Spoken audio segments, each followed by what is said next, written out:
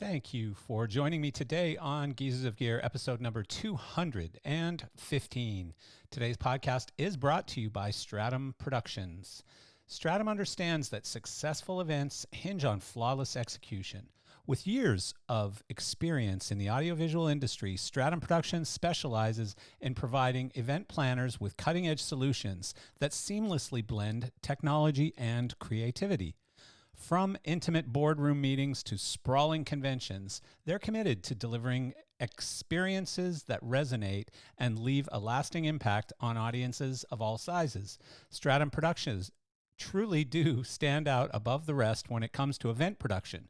To learn more about what Stratum does and who they are as a company, please visit stratumpro.com. And today's podcast is also brought to you by Live Event Productions. Amplify every experience with live events, an end-to-end event production company offering off-the-charts solutions for your sound, light, video rigging, FX, and equipment rental needs. Live Events full-service event production team is an assembly of companies, including Active Production and Design, Delicate Productions, Gemini Sound, Light and Video, Pyrotechnico Effects, and finally Zenith Lighting. From intimate gatherings to stadium-sized spectacles, their brands include the perfect mix of production elements to best serve your needs. Whether you're setting up for a singular event or world tour, they have gear available for rent or purchase. Their precision-balanced approach seamlessly integrates sound, light, video, and effects to arrive at optimal solutions for your event or installation. Achieve audio awesomeness and visual brilliance, while the Live Events family of professionals provide an unforgettable service, style, and experience. Contact Live Event Productions, your humble servants of heck yeah, today by visiting liveevents.com. Well, hey there, how are you? And I appreciate you joining me again today on Geezers of Gear, episode number 215. And these things are flying along now. This producer thing, I'm kind of getting used to this. I dig it. Sarah is booking guests, great guests. The one today is another one. The one last week. So by the time you're hearing this, hopefully you will have already heard the John Wiseman episode, which I believe is 213. John never disappoints. Some great stories, some great life discussions. Love talking to the guy, one of my favorite people. And if you haven't already heard it, please go back and listen to John Wiseman, episode 213, I believe. And it's a fun one. It's great. Also, of course, I really appreciate all our sponsors. So it was really cool that we got to do, I believe, again, I'm making up these numbers, but I think they're right. Episode 214 was one for and with our sponsors. And that was a lot of fun to do that. First of all, most of them have been friends of mine for a long time, but beyond that, just hearing sort of their views on the business and where the business was in 2013, where it's going in 2014, some ideas, some sort of big, bold predictions. And that was interesting and fun, and I can't wait to do that again next year with hopefully some new sponsors added in. And by the way, if you are a company, rental company, manufacturer, brand, supplier, support company, I don't care what you are. If you're listening to this and you'd like to sponsor Geezers of Gear, it's probably less money than you would expect, and we have a couple of spots still open for 2024. And we are punting one of our sponsors from 2023. So you will notice one missing in the future. But besides that, we're very appreciative of sponsors. We love all of you. We appreciate you very much. And we look forward to continuing to do this podcast for a long, long time. And for that, we need sponsorship. So we appreciate it. Thank you. And listen to 214 if you haven't heard it yet. And so today I'm really excited about this one because although we both exist in the same industry for a very long time and we would know who each other is at a trade show, we've never really had a relationship. I think it's partially because he always came from a competitor or a different part of the industry than me in some cases. I'm not a touring professional. I'm not a touring lighting guy, never have been. And so he's always been heavily involved in the touring side of things, worked most of his career at Verilight, I think over 20 years at Verilight. And from a technician to an account exec to a VP to all kinds of different roles at Verilight, which he'll talk about today. But and then moved on to First Act Lighting at the time, where he was responsible for automated lighting and specifically Claypaky. And then when Claypaky decided to open their own office in North America and split off from ACT, he followed along with Claypaky. And so, of course, I am talking about George Masek. And so, yeah, I'm looking forward to this. Should be fun. Should be interesting. Won't be boring. I promise you that. And so here you go. George. Hi. How the heck are you? I'm well, thank you. Well, as we roll into 2024.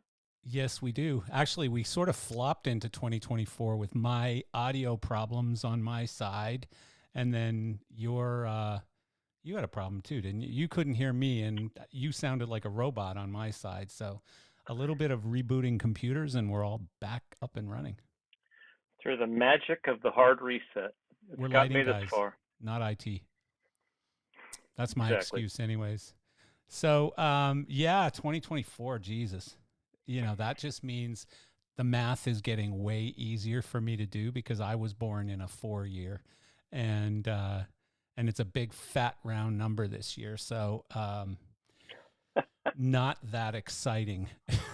It's not really that exciting, 2024, but, I'm chasing you there. Yeah, yeah. I like even numbered years because I was born in an even numbered year. So I prefer even number years for absolutely no reason at all.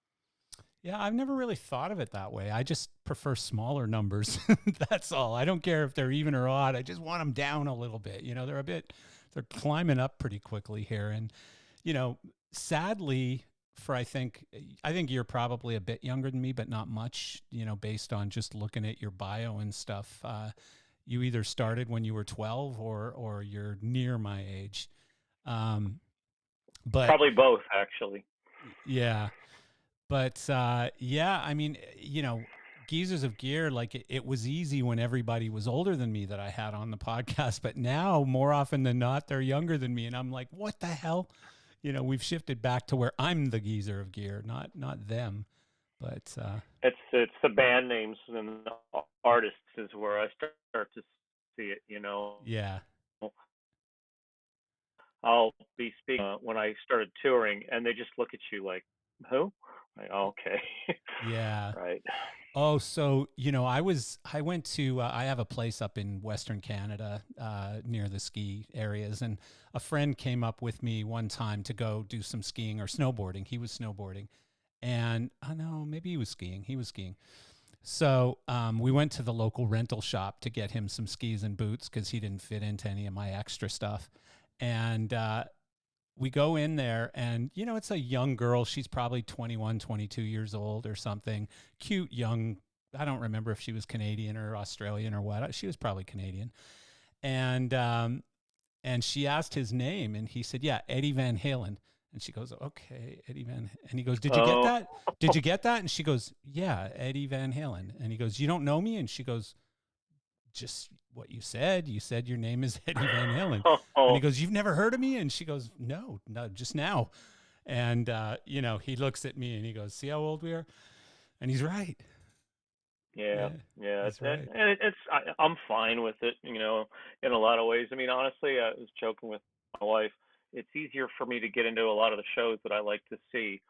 Some of my favorite artists don't sell as many tickets anymore, so it's a Yeah. whole lot easier to get into those shows, and that's less competition. So Yeah, fortunately, you're not in a big rush to go out to Taylor Swift or something, right? So, well, I always am just because of the phenomena that it oh, is. of I mean, course, I yeah, think that's worth right. I mean, I think that's that kind of sort of Beatlesque moment in our industry is yeah, always interesting to me yeah, because it's it's this generation's Beatlemania, Yeah, it kind of and is. so that interests me for It's sure. probably cheaper and But easier though to go to a Chiefs game than it is to go to a Taylor Swift concert, and you can still see her just as much. I So somehow I was afraid that was going to sneak in. I was trying to avoid going there. yeah, No, but like Brian Setzer, I'm a massive rockabilly fan. Brian Setzer, he's coming to Dallas. Got awesome seat, no trouble at all. And I thought, back in 1982 when these guys were playing the Dallas Convention Center, it was a little bit tougher. yeah, Involved yeah, waiting in line and all that sort of stuff we used to do back in the day. So yeah.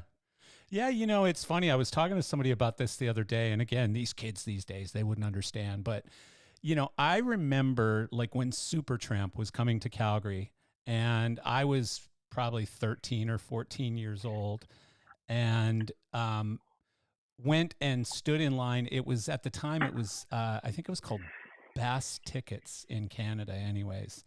And they were in Sears stores. So you had to go to Sears, stand in line I at absolutely like remember. 8 o'clock in the morning or whatever. And there was maybe Yep. 8 people in front of you in line. But if there was only 8 people in front of you in line, chances are you were going to be in the first 5 rows or something, right? And Absolutely. so it was exciting. And then as the acts got a little bit bigger and bigger and bigger, that first 5 or 8 rows became like 15 rows, 20 rows, because people were literally starting to camp overnight outside the Sears store and fight you if you tried to take their spot or whatever.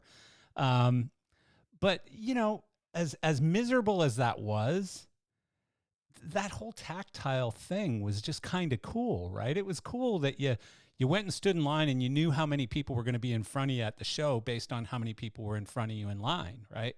And maybe you times Yeah. that by 8 Sears stores in town, So that's there's 8 Sears stores, 10 people in line in front of me in each one. That's 11 times 8. Okay, cool. I'm in the first 100 people that's going to get tickets to this thing. You didn't know about, Yeah. holds and, all of those types of things, promoter holds and Sure. record company holds and all of that kind of stuff. But Yeah, yeah, I remember it well, and honestly, I think it was part of the impetus. I remember going through that same process, and it was at our Sears. It was like next to the tool department, right? So you'd be standing there next to some guy that was just trying to buy a handful of Craftsman screwdrivers. It's like, what are you kids doing? that's But funny. you're right. It was a communal thing, wasn't it? You'd like. I remember going with some of my friends, and we were waiting for Texas Jam tickets. That was the big thing. And we got up at like 6 o'clock in the morning, did the whole thing, and at some point in the middle of that, I'm like, "This is ridiculous. I like bands. I like music. This is stupid. This is a really dumb way to get into shows. Yeah. There's got to be a better way." And So so, Ticketmaster's your fault is what you're saying. You were the one who complained loud enough and Ticketmaster became, and now oh suddenly those $9 tickets to see whatever you just said, Monster yeah, Jam or whatever, are now like $900 or yeah. something, Yeah. Because of, what do they call Well, it? it's funny because I'm sure we're both of that. No, I was just going to say I both dynamic were probably pricing both part of that certain age. because it because of dynamic pricing. I was Oh yeah, just going to yeah, say, yeah. yeah. Yeah. Dynamic. Yeah, we're both part of that age. I saw I don't know, it had to be 10 or 15 years ago now, but I saw John Bon Jovi one time on Howard Stern talking about this kind of stuff. And Howard said, with Spotify and all these things that are happening now, downloading and streaming and stuff, it's got to be better. And he goes, well, let's take away the revenue side of it, which is completely screwed up.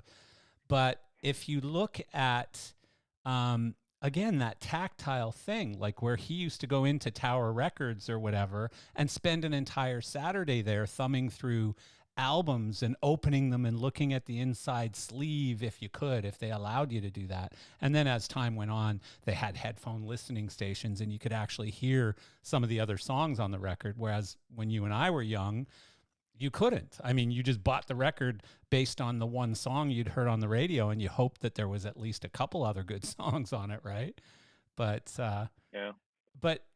he was just talking about how like my kids will never experience that, where they're in the record stores all day, trying to figure out which album to spend their this week's allowance on. I think it's just different. I was having a conversation with a colleague, and YouTube is so appealing to me because I can go back and see at the drop of a hat, shows that I was involved with or that I want to check up on or that somebody else did. And there's this massive encyclopedia of images and sounds that are available to us. And I'm sure you remember this, especially as a kid growing up in Cleveland.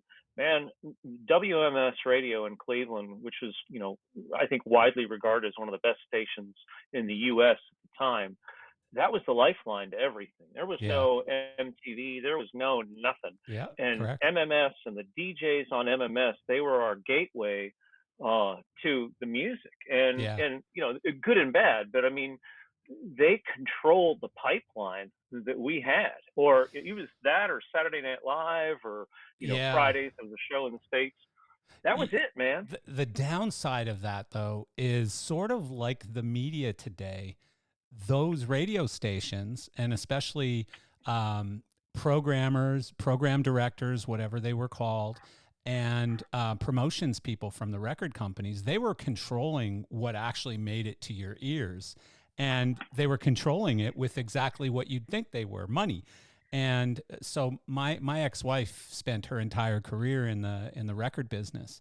And she explained how this all worked to me. And I was like, you've got to be shitting me. It's that straightforward. Like, basically, a promoter goes into a record station, or a radio station, sorry, and goes to the program director and says, I'd like, whatever, Taylor Swift to be on heavy rotation this week. Heavy rotation. Yeah, Yeah. and they would say, well, so and so wants, I don't know, name other pop artist B, right? Wants so and so to be in heavy rotation, and they want them to be number one this week, and they're giving me, flights and tickets in the first 5 rows to a show in L.A., and plus leather tour jackets. Oh, well, I'll give you $1,000 cash plus leather tour jackets plus, 4 seats at a show in LA or whatever. And I mean, they'd literally just bid their way into the top positions. And This, yeah, yeah. There was some of that, but I think Cleveland was different. Maybe I could be wrong, but I feel like Cleveland was different in that MMS had so many. They had coffee break concerts that they did. They ran some amazing Bruce Springsteen shows that they had from the Cleveland Agora. There was a lot of live, and I think that's what initially got me inspired. There was so much live on their radio. Sure, we had stations that did the heavy rotation. You got your top 20, and that's what you got. But because MMS kind of skewed so hard in one direction, I mean, when you hear about the quintessential crazy radio DJs, they had like 6 of them. wow. And it saved us because, we got Bowie, we got the Ramones, we got bands that, weren't in heavy rotation. And it forced the other stations in town to join in, Huh. because people were calling up saying, man, I want to hear the Ramones. I want to hear the Sex Pistols, and they're Yeah. like, oh, God, what do we do now? Yeah. Yeah. No, I get it. Again, it just, like, the It part was, that it kind was of an shocked interesting me. time. Yeah, the part that shocked me was just how blatant it was. Again, between these programming directors and the promotions people or whatever on the record company side, just buying their way up the charts. And then there was this thing called SoundScan, and that was an interesting one as well because that was all fake. So SoundScan was supposed to tell you actual sales information on record sales nationwide. But I mean, it was so easy to manipulate and was heavily manipulated, like to 30-40% sometimes manipulation. And so, yeah, I mean, again, it wasn't down to just the artist. And there's so many great stories of when a little DJ in, Waco, Texas or something loved a certain band and started playing them. And next thing you know, they were the biggest band in the country or whatever. It's like, the Triumph story, where I believe it was actually a place in Texas that broke Triumph in the US. It was just Great band. some DJ in Texas just went, hey, here's this crazy band out of Canada. Listen to this. And it took off. And then it kind of spread like a disease throughout the US. And next thing you know, this band out of Canada that was only successful in Canada was suddenly big in the U.S. Crazy. April Wine, probably another Yeah. good example. April Wine was a band that, the Triumphs, April Wine, Cleveland. I mean, if you look back in the history, Cleveland Rush had a tremendous relationship with MMS, Huh. and that's what I liked about it, because it's like these guys aren't just dorks, playing songs. I mean, they were interviewing the bands. They'd come to town and they would do these interviews with the bands, and it was fascinating, and Huh. and unlike today, where by the time the artist gets to your town, you've seen every promotion, you've seen every video, you've seen all this stuff. It's almost like an overload. That was it. Your pipeline to the artists was through your FM radio, and especially in a place like Cleveland, that was about it. They wasn't going to be any meet and greets or anything like that at the Times Square or down in Tower Records in L.A. We didn't have any of that. Yeah. No, you're exactly right. And I mean, it's so different now. Obviously, I don't even know how things work anymore. Uh, like I don't even know. I had Doc McGee on the podcast one time, and I was asking Doc Wow. these questions. Oh, funny story. So one of the things that I just created a hypothetical. I said, Doc, like the industry has obviously changed a lot in the years you've been in it. And this was relatively recent. This was probably, might have been during COVID. It might have been in 2020. And I said, let's say my son is a 17, 16, 18-year-old musician today. And he's super passionate about it. It's all he wants to do in life. He wants to quit school and just dedicate his entire life to music. What do I tell him? And he goes, well, let me ask you. I said, what? He goes, is he any good? And I said, well, yeah, let's assume he's really good and very, very passionate. And he goes, well, I had to ask. And I said, why? And he said, because everybody's a bull rider until somebody opens the gate. And I Mm, love that line. It's such a cool line. And he's yeah. right. Like everybody thinks they can do it until it involves some really hard work, and you got to sleep on friends' Yeah. couches and share a tiny little one room apartment with four stinky males, who are drunk every day and stoned on all kinds of crazy drugs and stuff. And I mean, it all sounds very romantic, but it isn't. I've slept in school buses on top of our equipment, when I was in bands in Canada. I mean, we'd buy these yellow school buses and kind of cut them in Yeah. half where you had seats in the front for the band and the crew, which was generally one guy, Mm, and then gear in the back because we were carrying our full PA and all yep. of our backline gear and stuff. And so, you couldn't sleep on these seats. It was impossible. So I'd go lay on top of like JBLW bins in the back of the bus or whatever, as dangerous as that was. But that's where I would sleep. I'd roll up a jacket for a pillow and sleep on JBLW bins. Ugly. I think one of the things that's interesting about now, and I don't want to be that guy saying it's all different for the kids these days, because it's awesome for them, right? They don't have any of our history. We don't have any of their experiences. What they're going through is awesome, and however they're doing it is great for them. But uh, you know, one of the things that I think most of us from my era did is we came up through the clubs, and we came up through local clubs and local gigs, and we made stupid mistakes and awesome decisions and learned a lot, fell down a lot, and there was there was that on ramp to success, either as a musician or as a technician. Yeah. There was an on ramp that didn't involve you just dropping off the side of a building into Madison Square Garden having to be awesome, and you can see bands where you just watch them, you're like, these guys they've never played club dates. They've never been through that, pain and suffering and success and angst. And Christ, the Chili Peppers used to come to Dallas like 4 times a year and play, a dumpy club down in Deep Elm, and Flea would be out there with, wearing nothing but a sock during the encore. And I mean, that's where that's the crucible that the band, as that's the crucible where the band is formed. Yeah. And that's where you learn the gags and the stuff that works and the timing and all those things that when you get on an arena stage, like Doc said, man, you know, that's the gates open big there. I mean, Yeah. you think Yeah. about No like a kidding. Bon Jovi, man.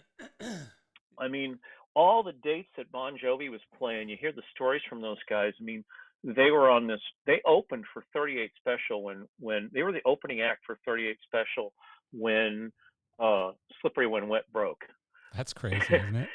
And it was awful for 38. Like, I mean, like kids were leaving after Bon Jovi finished. They were outselling 38 like 2-1 in merchandise. It was just like they could not get them off that tour quick enough, right? But you know, they had opened for Rat, they had opened for everybody, and you know, that's where they became Bon Jovi. And Yeah. I assume that's where their crew people became Bon Jovi crew people, you know, Yeah. and learned all the things that we all need to know. Um, and sure, when you're going through it, you're like, man, I can't wait to get out of these clubs. But you're also learning a lot. Yeah. Well, I guess if you look at the crew side of things, the same could be said today where you have a lot of younger people that are just jumping straight into stadium tours. I mean, Oh, they're literally like their first gig is at a stadium or their first gig is with the Red Hot Chili Peppers or whatever. And I can't imagine what it's like being either a crew chief or an LD or a production manager or whatever, and being in a situation where you have a lot of people like that, and yet the industry needs them badly. And when something like COVID happens, the problem is that all got sped up really quickly to where you didn't go from the back of the shop to the front of the shop to to prepping a tour to actually going out and being the fifth or sixth lighting guy on the lighting crew on a tour to the fifth to the fourth to the third to eventually making your way up to crew chief. They had to speed that whole thing up a whole bunch because there was such a crew shortage, right? absolutely. Yeah, and you know, my first tour, I was 24, and I was the youngest guy on that crew by probably 10 years. And you know, I was definitely the pup on the tour. But the cool thing was, I was surrounded by people that were just awesomely helpful, legends in the industry, all took me into their wing. A couple pulled me aside a couple times, said, "Look, I'm not going to say this in front of anybody else, but here's something you should do, or maybe try doing it this way." Or, and I got to kind of open that gate to the bull ring slowly, rather than just having it swing wide open, Yeah. with an audience of 20,000. Yeah. But I'd been a stagehand for so long. One of the things I tell students, man, it was 5 days from when I got hired by Verilight. It was 5 days of training before my first tour. It was Damn. supposed to be a 10-day class. Everything you need to know about Verilights in 10 days. And it was supposed to be a 10-day class. And after 5 days, they said, you know what? We think you got it. We're sending you down to a gig. And if they like you, you get to stay. That's going to be your audition. Oh, okay. And I was terrified. I was still trying to figure out which one was the VL2 and which one was the VL4. And I walked up to my operator and I said, "Look, man," I said, I fixing all this stuff is going to be a challenge for me. I've had 5 days of training, but I said, I've watched your loadout. I can pull 45 minutes off your loadout tomorrow night. I said, I promise you, I can cut 45 minutes off your out tomorrow. And he just looked at me and he said, "Let's do this." And that 10 years of being a stagehand, it really saved me because it gave me all those skills to fall back on while I needed to, buck up my technical skills, my automated lighting skills, which was Yeah. new to all of us, Yeah. at that time. Yeah, so I mean, we're talking about all these old days and stuff, and I know you got started pretty early. Thank you. You sent me a lot of information on your background and bio and stuff, and I will admit that you and I never really had a relationship, which is bizarre. Like, I think everyone in the industry. I know everyone in the industry, but we don't really, we haven't really done anything together, and That's right. so. But I didn't know much about you, and I've known of your career since at least since ACT, and maybe a little bit of Verilight before that, and have always known of you, but I've just never really known you. But Looking at your bio, so I didn't know this, but you actually had a small rental company that you started in the early '80s, right? Yeah, I grew up in Cleveland. Fell in love with rock and roll in Cleveland and had some really awesome connections there, which were super important. Just to, things that, when you're a kid in the Midwest, and you can probably relate to being in Canada, maybe growing up in Canada, if that was your past. As a kid in the Midwest, you're just trying to figure out how you're going to get to do anything, right? Yeah. Especially if you grew up in Cleveland in the '70s. Our river caught fire twice. I mean, let's be honest. Yeah. But nonetheless, so you're just looking for an in, and here I am. I think I was in fifth grade. Kiss was the biggest band in the world at that time, and my buddy was this kid in my class named Robert Glickman, and we were talking about bands, and somebody was talking about Kiss, and he said, "Well, you want to meet him?" And I said, "Well, you meet Kiss? Oh, I don't really like Kiss." But he's like, "Oh, my dad's their manager." Oh, Excuse me? And Carl Glickman was Kiss's manager. This was a that's kid I was in cool. fifth grade with. And what was interesting to me about it was it gave me that hope of a local connection, of someone that I knew that was connected. Like, so I that was my first like stair step of like, okay, wow, some dude from Cleveland, his dad can, be Kiss's manager. That's Okay, wild. that's something. So did you go Even though meet I him? wasn't into him, I didn't. And here's what's funny: I had no interest. I had no interest. The thing that Robert had, or his dad had, that I was interested in was his dad had a Rolls Royce, and we would go to the movies in his dad's Rolls Royce, and that was far more interesting to me than Uh, Kiss. that's But cool. kids in my class had seen him without their makeup. They would come to the house without their makeup. I remember a story, I think, of Gene having like, those big '70s stomping shoes and he had goldfish in them. And one of the kids came back and said it wasn't the makeup as much as it was Gene had these shoes with goldfish in them. That's hilarious. It was the '70s. Yeah. Um, but and then the MMS connection. Uh, Jules Belkin lived on my street. Jules was a big time Cleveland promoter, and if you remember from that era, the promoter was the local promoter was a big deal. There wasn't this Live Nation. There wasn't this. It was the local promoters, Yeah. and Yeah, I remember in Jules Calgary, lived on my Canada, it street. was the guy's name was Bear. He had a company called Brimstone Productions, and his name was Bear. Big guy, big burly looking bear looking guy. And I worked security for him for a little while, which was really funny because I was like, 120 pounds, weakling, long hair, like I couldn't have secured anything, nothing. Like Yeah, I yeah. wasn't providing any layer of security at that point. I did that gig as well. Jules lived on my street. I think he's over 80 now.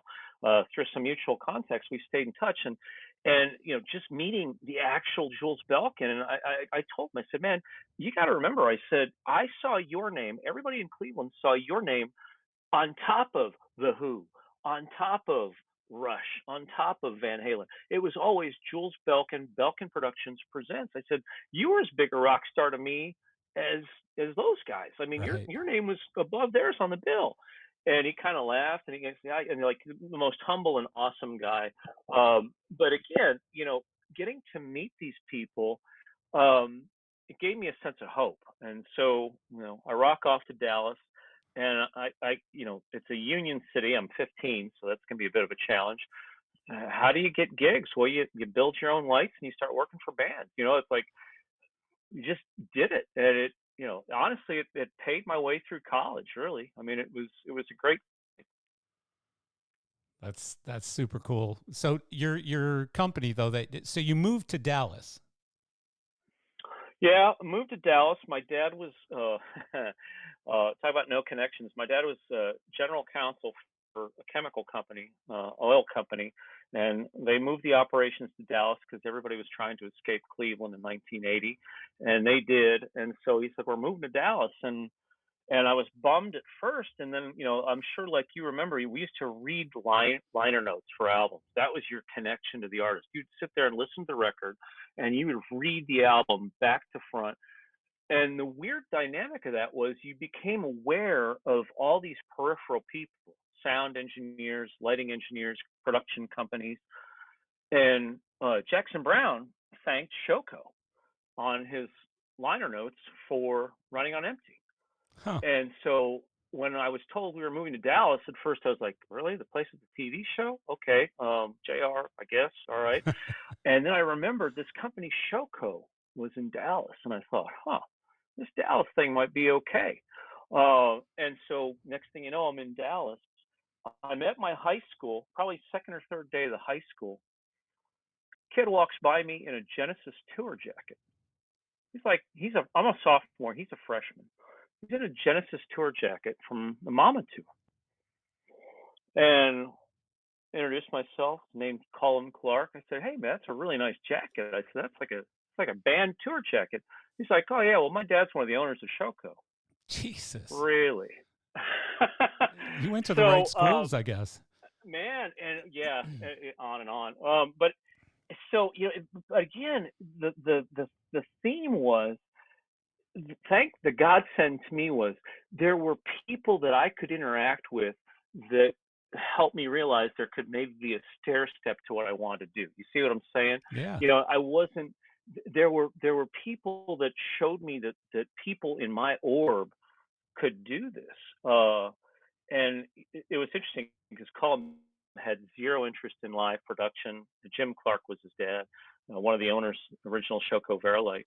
And Colin had zero interest. He loved, seeing the shows, but I don't think he had any interest in production. Mm-hmm. But I got to meet his dad, and again, it's those stair steps that we all have that give you the shot to do what you want to do. Yeah. Yeah. So we still haven't got to your lighting company. Well, like I said, the interesting thing was, I I realized that there was going to be two ways to get gigs. I was going to start, I was really too young to to uh, to get professional work, because at that point I'm 16, 15, 16.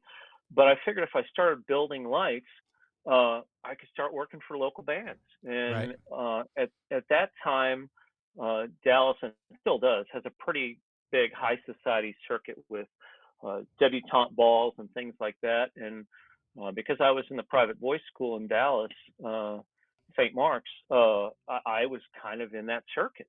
And so here I was, this kid, and I had these lights, and these moms would hire me to do debutante balls, and like I had this whole sub industry that I was working in, and the only way I could be there is if I had my own gear. So I built a lot of my own stuff. It was not UL listed.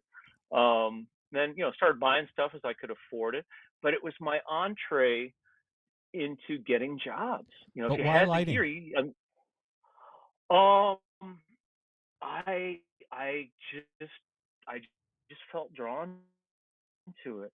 I absolutely felt drawn to it right from the start.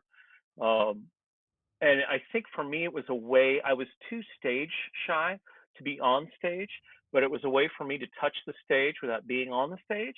I could Yeah. be back in the dark, and things that I was doing could still radiate onto the stage. And it was a great way to do that. And my best buddy at the school, he was a sound guy. So he's like, "Well, I'll start getting sound gear." And we kind of had our little team that we put together. He, by the way, went on to mix front of house for Tom Petty. So it worked out. Huh. Here we are, these two 15-year-old kids in Dallas. Yeah. Um, Very cool. and man, we got a lot of work. We got a lot of work because, as you know, even if you don't know what you're doing, if you have gear, you'll probably get a job on that local scene. Yeah. Yeah. So you did that while you were still in school too, I think, right?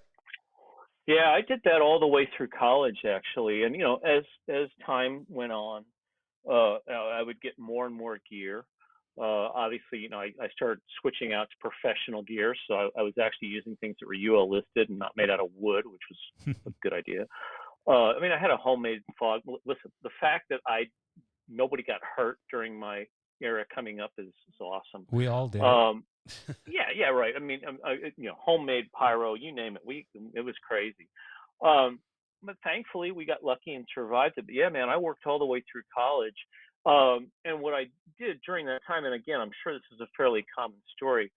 And I tell this to students, I took every possible gig that had anything to do with live entertainment. I was a dresser. I would take Christmas lights down at Christmas, whatever, whatever gig I could take. I said yes to everything.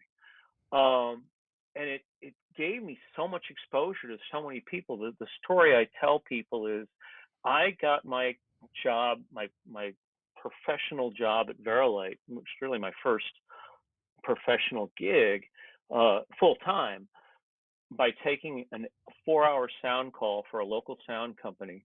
I was mixing, miking a piano with a guy, and I was telling him what I wanted to do and interest I had in lighting. And he's a guy named Blake Dewberry, and he's like, "Oh well, that's cool." He said, "I know some people at Shoko and Verilight."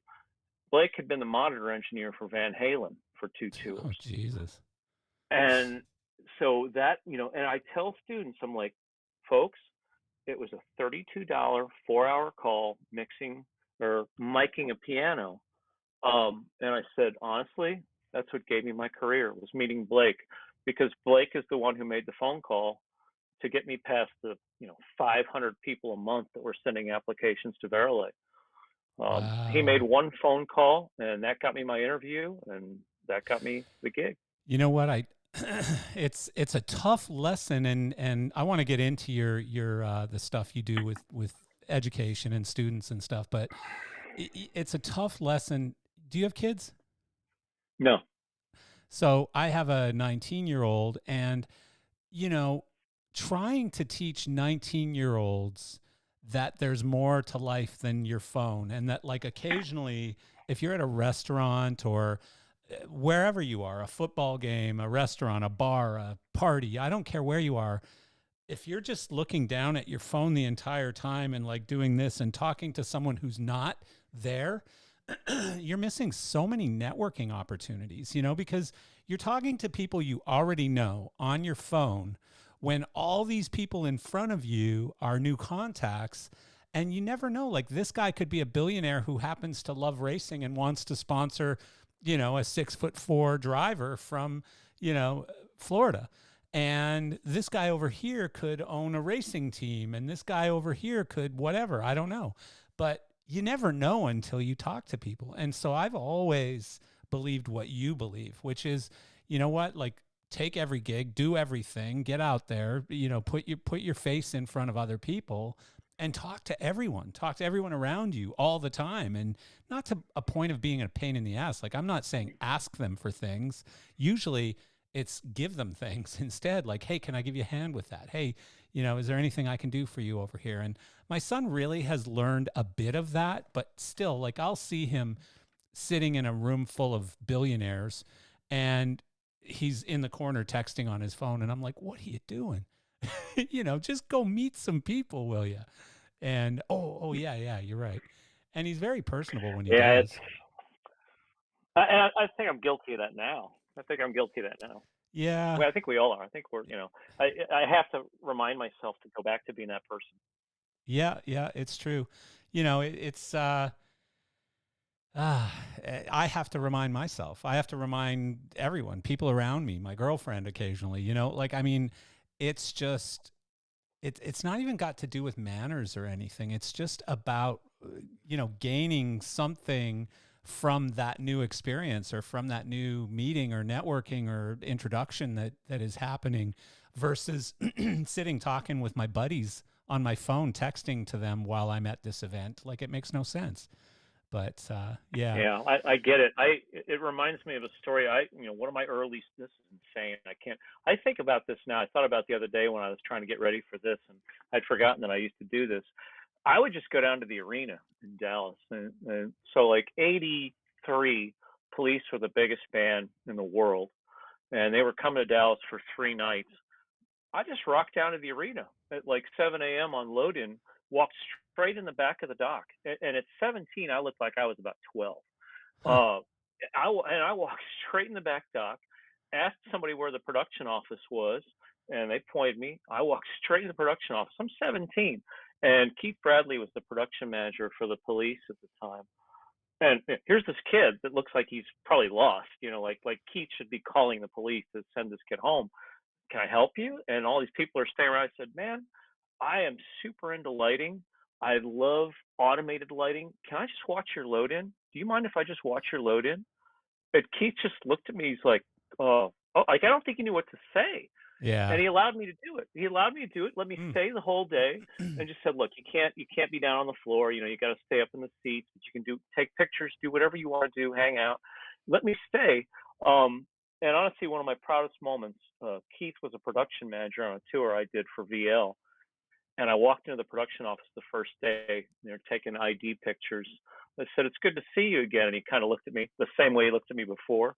I said, "You don't remember me," but I said, "You were very nice to me when I was 17. And it's an honor to finally be on one of your tours with an actual laminate as part of the crew." And it was just a really proud moment for me to be able to work with Keith after, that journey. But You, that's the kind of stuff I did. you know what, George? I mean, I'm not going to blow any smoke up your skirt or anything, but I compliment you on. Now, you've said this twice, basically. So you said the first guy that you were miking up a piano with, uh, and you knew his name, you knew his full name. I forget everyone's name. And and you said it's because of him that I got my job at Verilight. It wasn't because of me. And now you're giving this guy credit for helping fuel your passion towards the industry. And he could have way more easily said, "No, get out of here, kid," before I call the police, or before I get security to drag you out of here. And but the fact that you're giving credit to these people tells me a lot about your character and your longevity in this industry, Oh, because thank you. you recognize that it takes a lot of help, and you're giving gratitude and all of that kind of stuff, and that's so important, and so few people do it. Like, I could name 20 people that have very good careers in this industry that I brought into the industry, or took them out of a miserable job and put them in a good job, or introduced them to the person that ended up being, their massive future in the industry or whatever. And only a couple of them have remembered that. And like, we've been at an LDI with a drink in our hands or something, and somebody had come up to me and go, "Marcel, I want to let you know that you were instrumental in my long career in this industry and where I'm at in my life right now. And I appreciate you very much." And I'll tell you what, being an old timer now, hearing that stuff makes a world of difference. Like, it just says, Sure. you know what, as much as I've screwed up, I actually did a couple good things in my life, and that was one of Sure. them, right? So yeah, Well, I it think makes that's you really want to great. pay it forward. Makes you Yeah. want to pay it forward. The other thing that I think is key, and I have a host of names, and I feel this way about all of them. I am so blessed that I was placed with talented people the whole time. But early on, man, I was so blessed to be placed with talented people that were helpful and supportive and covered my butt. And I held up my end. I mean, you know, I gave where I could and tried to cover up for the weaknesses I had while I learned. But a lot of awesome, patient people. And I'll tell you the other thing that, and this I have to keep saying to my current self, man, I never heard no. I never heard no. I only heard, this person doesn't really have the answer that I was hoping for. And I would just go around that person and on to the next potential yes. Yeah. There are people, man, you're never going to get hired by a big lighting company. You're never going to, all these people would, and I just shut it out. It's like, all right, well, I'll try something else, Yeah. uh, No, I and say it all the time. If the that front door's attitude is, front door's locked, climb in a window. Go in through the chimney like Santa Claus. I don't care. Like, there's always a yes in there somewhere. It's just you've got to get to the right person with the right thing that you're saying. You have to represent the right amount of value to them at that moment. And so there's a timing aspect to it too. But no, I mean, it's a great I'm the same way. People would call us stubborn or stupid or whatever because we don't hear the no. Um, you know, driven, I think would be another one. well, I'll Driven tell is, you a funny story. You'll get this one. Did you know Rich Fowler, uh, Hollywood Lights? yes, it rings a bell. I know of him. Yeah, I mean, although you were with a manufacturer, you were with a rental company manufacturer at the time, Verilight. So Sure. this was when I first started for Martin in 1991 or maybe 92, and I'm Canadian. I don't know my way around this country very well. I've never been to most of the cities. I've been to LA, I've been to Vegas, I've been to New York, but Chicago. But other than that, I haven't really been to a lot of cities, right? And so I go on my first road trip. And when I'm doing it, I'm pretty organized when it comes to sales. So I've got this notepad out, and I'm like, okay, I'm going to go here, then I'm going to go here, then I'm going to go here. I'll rent a car here. I'll drop it off here. I'll fly to here. And so one of the towns that I was going to was Portland, and I was literally, this was grassroots selling and prospecting, right? So I looked in our system to see what customers were in our system in the Portland area and Seattle and wherever else I was going, San Francisco. And so in Portland, I see this company, Hollywood Lights, and I see they used to buy from us, but they haven't bought anything from us in over a year. And at the time, Trackham and Martin's distributor in the U.S. was small. They were less than $2 million in revenue, and but nobody was really big at that time. You know, you had Verilight and maybe High End was starting to get bigger, but they weren't even big yet. And and then the Italian companies, which were all pretty small over in the U.S. anyways. And so I call up Rich Fowler and I go, "Hey, Rich, this is Marcel. I'm the new guy here at Trackerman, and I'd love to come in and see you. I'm going to be in town in a week." And he goes, "Do you know anything about my history with your company?" And I said, "As a matter of fact, not really. I've looked at some sales No, reports, boy. not a lot of notes in the system." And he goes, "Marcel, the last sales guy that worked there, I told him, if you ever show up in my office again, I'll kick your ass. You know, don't come in. I never want to talk to anyone from your company again." And I said, Well, well, I'm much nicer than him, so I'm sure you'll see me. And he goes, "Marcel, listen to me. You know, I bought smoke machines from your company. They caught fire. I couldn't get a refund back. I had nothing but problems. You know, the Russian sales guy and the French owner and blah, blah, blah. And I don't ever want to do business. I will never do business with your company again." And I said, "Okay, so is Wednesday good?" And he's like, "Marcel, you're not hearing me, man." And I said, "Rich, I just want to make it right. You know, so I'm too dumb to know that we screwed up. But what I can tell you is I'm going to do anything I can to make it right." And he said, "Look, you know, I really don't want to." So, anyways, I went there and I didn't have an appointment. I went in, I was talking to his sales manager. I got more history on what happened. I showed him the couple of samples that I had with me, including the new, you know, non exploding smoke machine. And Rich Fowler comes out and he goes, "Who are you?" And I said, "I'm Marcel from Trackman. Nice to meet you, Mr. Fowler."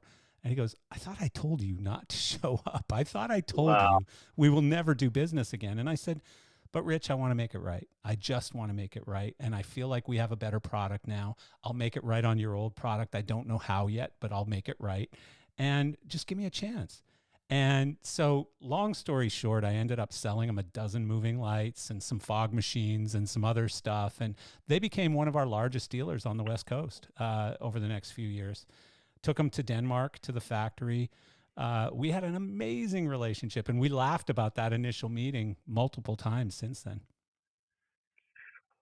That's some tenacity. I mean, I've unfortunately been in those. I like to refer to them as Kevlar underwear situations, Mm. where you have to make sure you have the Kevlar underwear on because Mythos. it's going to be that kind of day. Oh yeah, yeah. Jeez, we were Why'd you having have to such a bring that nice up? talk. Um, Yeah. yeah. Anywho, yeah, that was certainly my Yeah, that was friend a Mr. rough one. Dowd and I Yeah. weathered that one together. Yeah. Yeah, Yeah. man, I've but talked to that's Bob some Gordon about that tenacity. one. That is some tenacity. I don't know that I had that level of. There were times when I just, didn't embrace those situations. It happened a lot in touring. Um, this is about the longest my hair's ever been. So, I wasn't. I mean, out on Aerosmith, my hair was not in line with the rest of the crew. And you know how some of that stuff can be. They can give you a hard time, and it's like, okay, the way you get past this is you do an awesome job and you try to be a cool cat, and hopefully, somebody will respond. But man, it's tough, and I think what saved me is I just wanted to be there so bad. I That's just cool. wanted to be on tour and working with those bands so bad. I don't think anything, and the experience. It sounds like you were very similar. I don't think anything could have kept me away. And to be fair, like I said, the vast majority of people I encountered at that level, especially during that period, you got to that level because you were pretty good and you Yeah. did a good job and you weren't an idiot. I mean, that was those crews were the A teams. Yeah. The people that got stuck in the clubs, the people that never were able to make it out of the clubs, those were the ones that were a little bit more challenging to work with. Yeah. Um, but if So you were out doing Verilites on a tour in that period, you were probably pretty okay.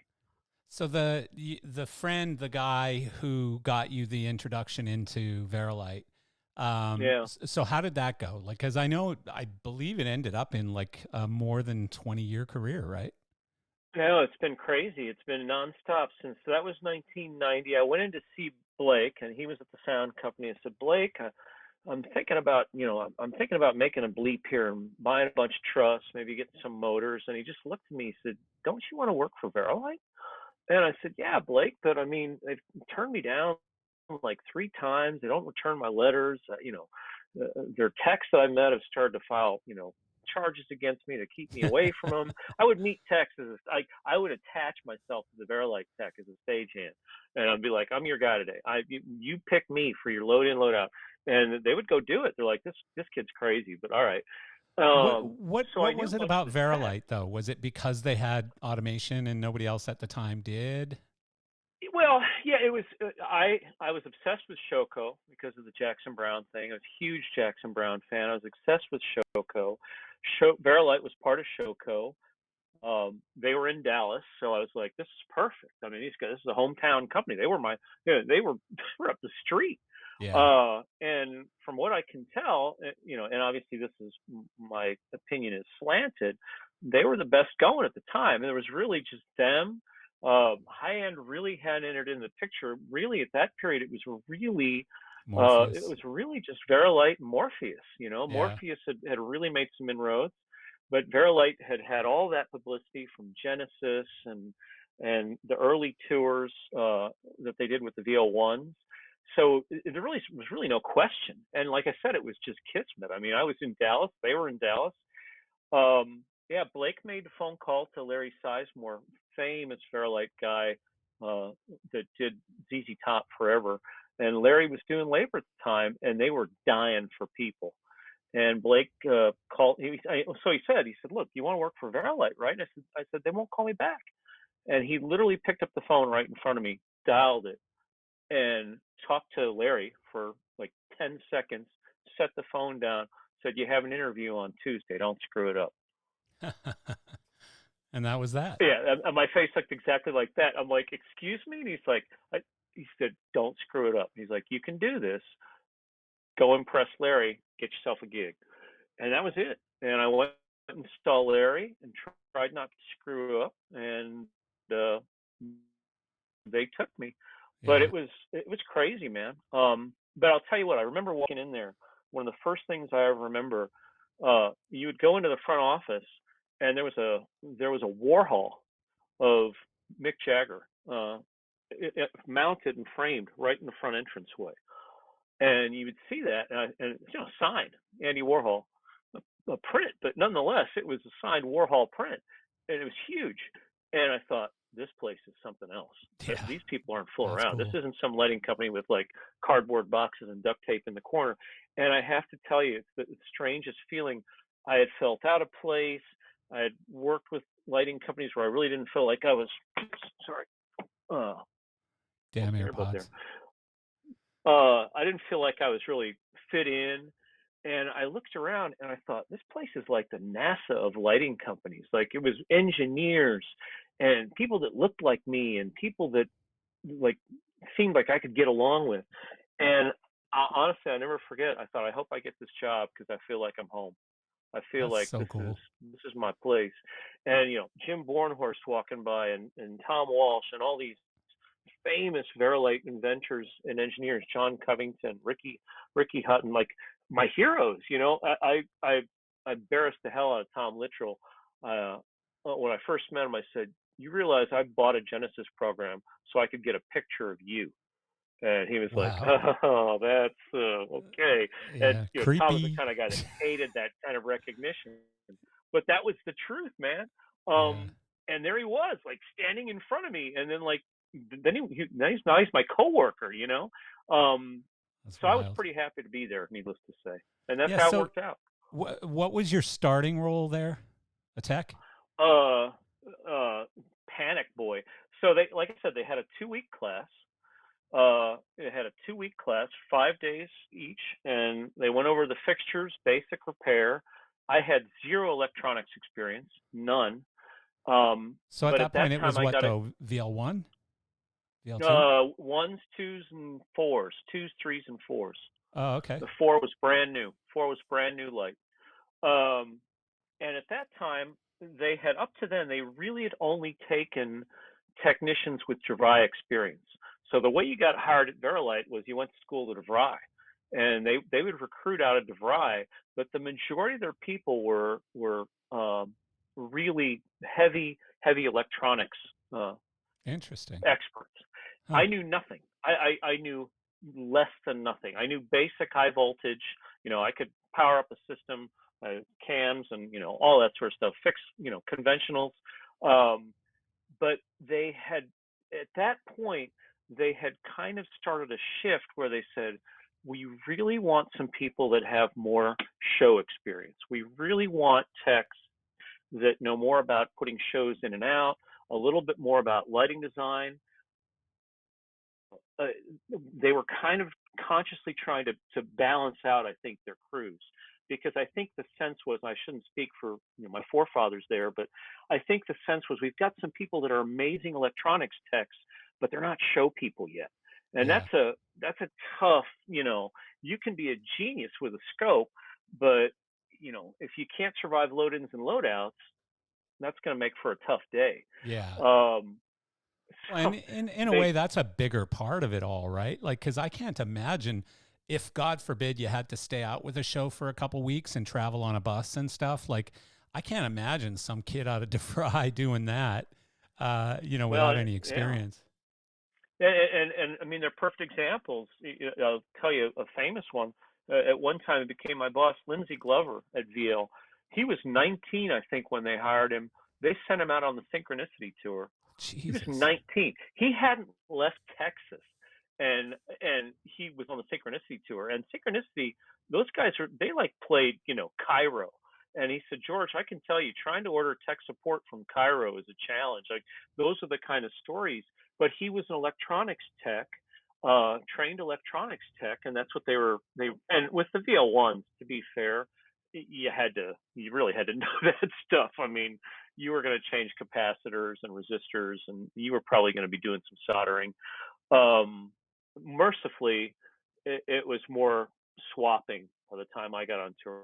We'd Yeah. swap assemblies and send things back. But there was an O scope in my rack for sure, and I had to use it.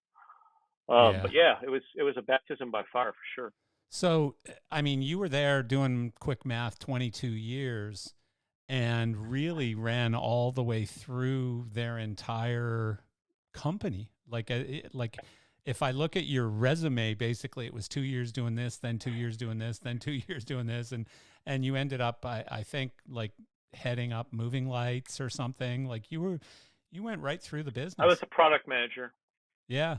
I became the product manager. Yeah, and it's funny because that first day that I walked in as an employee, I remember it was this buzz of activity, and man, I'm telling you, it felt like NASA. It just felt like it was like, wow, this is really, they were extremely successful. Showco was in the building as well, so I mean, if we weren't doing a tour on the sound side, we were doing it on the audio, lighting side. Like it was, it was a great time. And I thought, man, these people they've all beaten me to the game. Everyone here is ahead of me. I'm last in line. Like I'm never going to be able to make a name here. Um, and you hang on for 22 years, and you get to become part of the team. Um, it was some of the smartest people I've ever worked with, and I have to say I'm thankful that I got to go through it twice, in the sense that I essentially got to have the same experience with Clay Packey. And I remember walking into Clay Packy and thinking, wow, this is this is the Verilight of Italy. This Yeah. is. I laugh about it. I've told the Clay Packy guys, I'm like, you realize you've got a counterpart in Dallas. Like, there's somebody exactly like you working at Verilight. I've met, I had there were personality types, and I'm sure you've experienced this Of course. in Yeah. our industry. There's that crazy engineer that's a genius, but you kind of have to, sort of, rope them in. And then there's the grumpy guy that has these kernels of wisdom, but he's gonna Yeah. be What? he's gonna be grumpy to you. Yeah, exactly. Like, Yeah. he's like the bridge troll, right? And he's a Yeah. genius. Yeah. And you love him because he's kind of crazy and crotchety and grumpy. Like, oh my God, the same personalities. It was like walking into an Italian version of Verilight. And I told him that. I said, I have tremendous respect for both companies, but it's just funny how, Dallas and Bergamo were kind of doing the same things in parallel in a lot of ways. Well, yeah, I mean, we can talk about that because, the Italians I'm quite familiar with as well.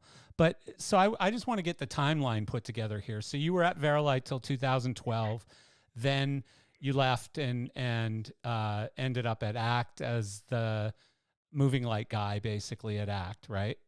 Am I making Yeah, that yeah. up, or is that They correct? gave me a title of VP of Automated Lighting, and Ooh, cool. Bob and Ben were incredibly kind and supportive, and you know, essentially ushered in the second part of my career.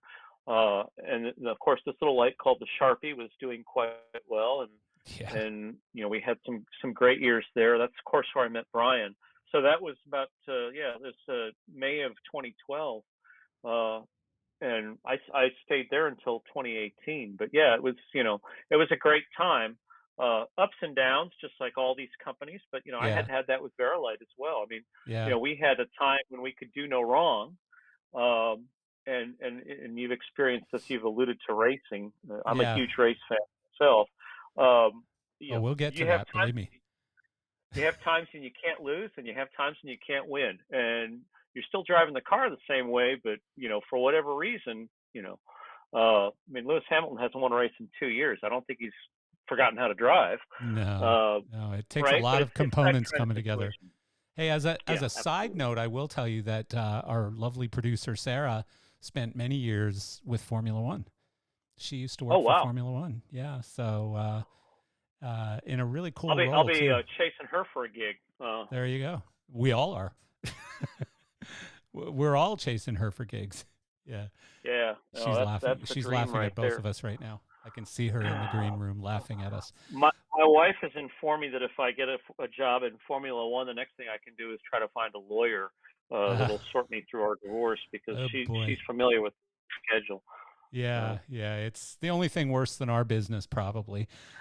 well, Yeah. hey, you're not kidding, man. I mean, you can talk about 4 month, 6 month, 8 month tours, man. You look at the Formula One schedule; they're not fooling around. I mean, that circuit blows my mind, because unlike any other racing circuit that I've seen, and they're all pretty tough, as you know, uh, there is, boy, that movement around the earth is massive. Yeah. Well, I mean, and just the amount of stuff they're moving around from their like hospitality, trailers or whatever you call them, buildings, and not to mention all the cars and engines and people and tools and equipment and blah, blah, blah. It's such an enormous operation moving that stuff around. I can't even imagine what Yeah. that cost is. Logistics are tremendous. I have a bunch of friends in U.S. racing, and I always give them a hard time. I'm like, you guys only have one or two trucks to load each night. Uh, we typically do from 20 to 40, so Yeah. they get a laugh out of that, because literally, most of the U.S. series, you're loading one or two semis total, Yeah. and for the most part, everything's on wheels, including the Yeah. car. So So back to so you're at ACT. I mean, the funny thing is, like something like the Sharpie, when something happens like that and you have a product. Oh, yeah. we had a bit of a internet freak out there, and it punted George off the podcast. So he's back. I think it's because we were talking about racing, so God was punishing us. That or my wife. That or your wife.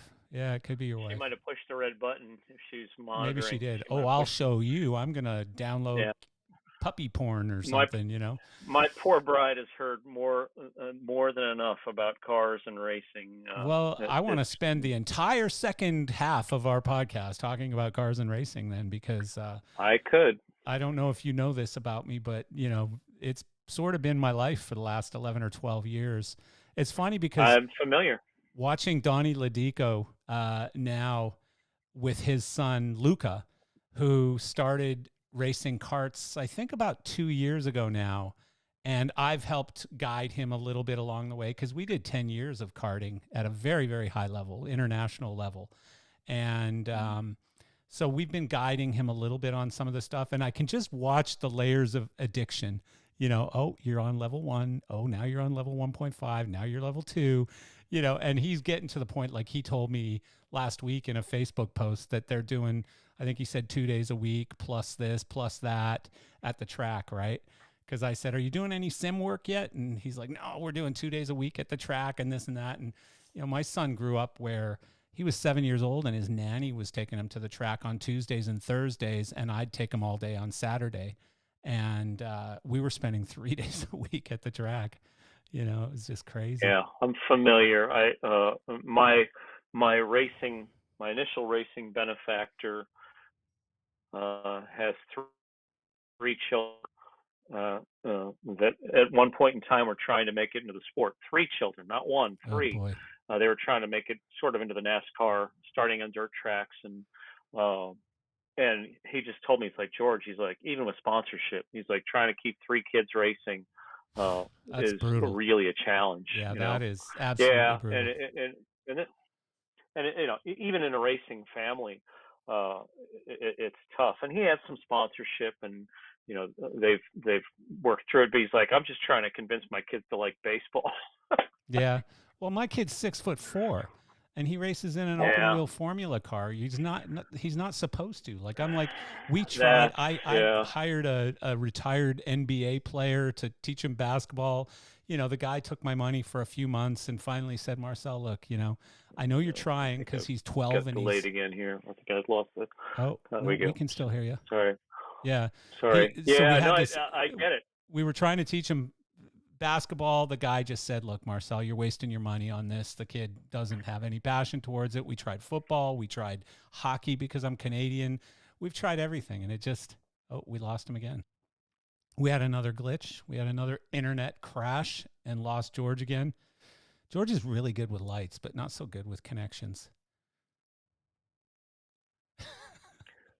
I'm just kidding, George.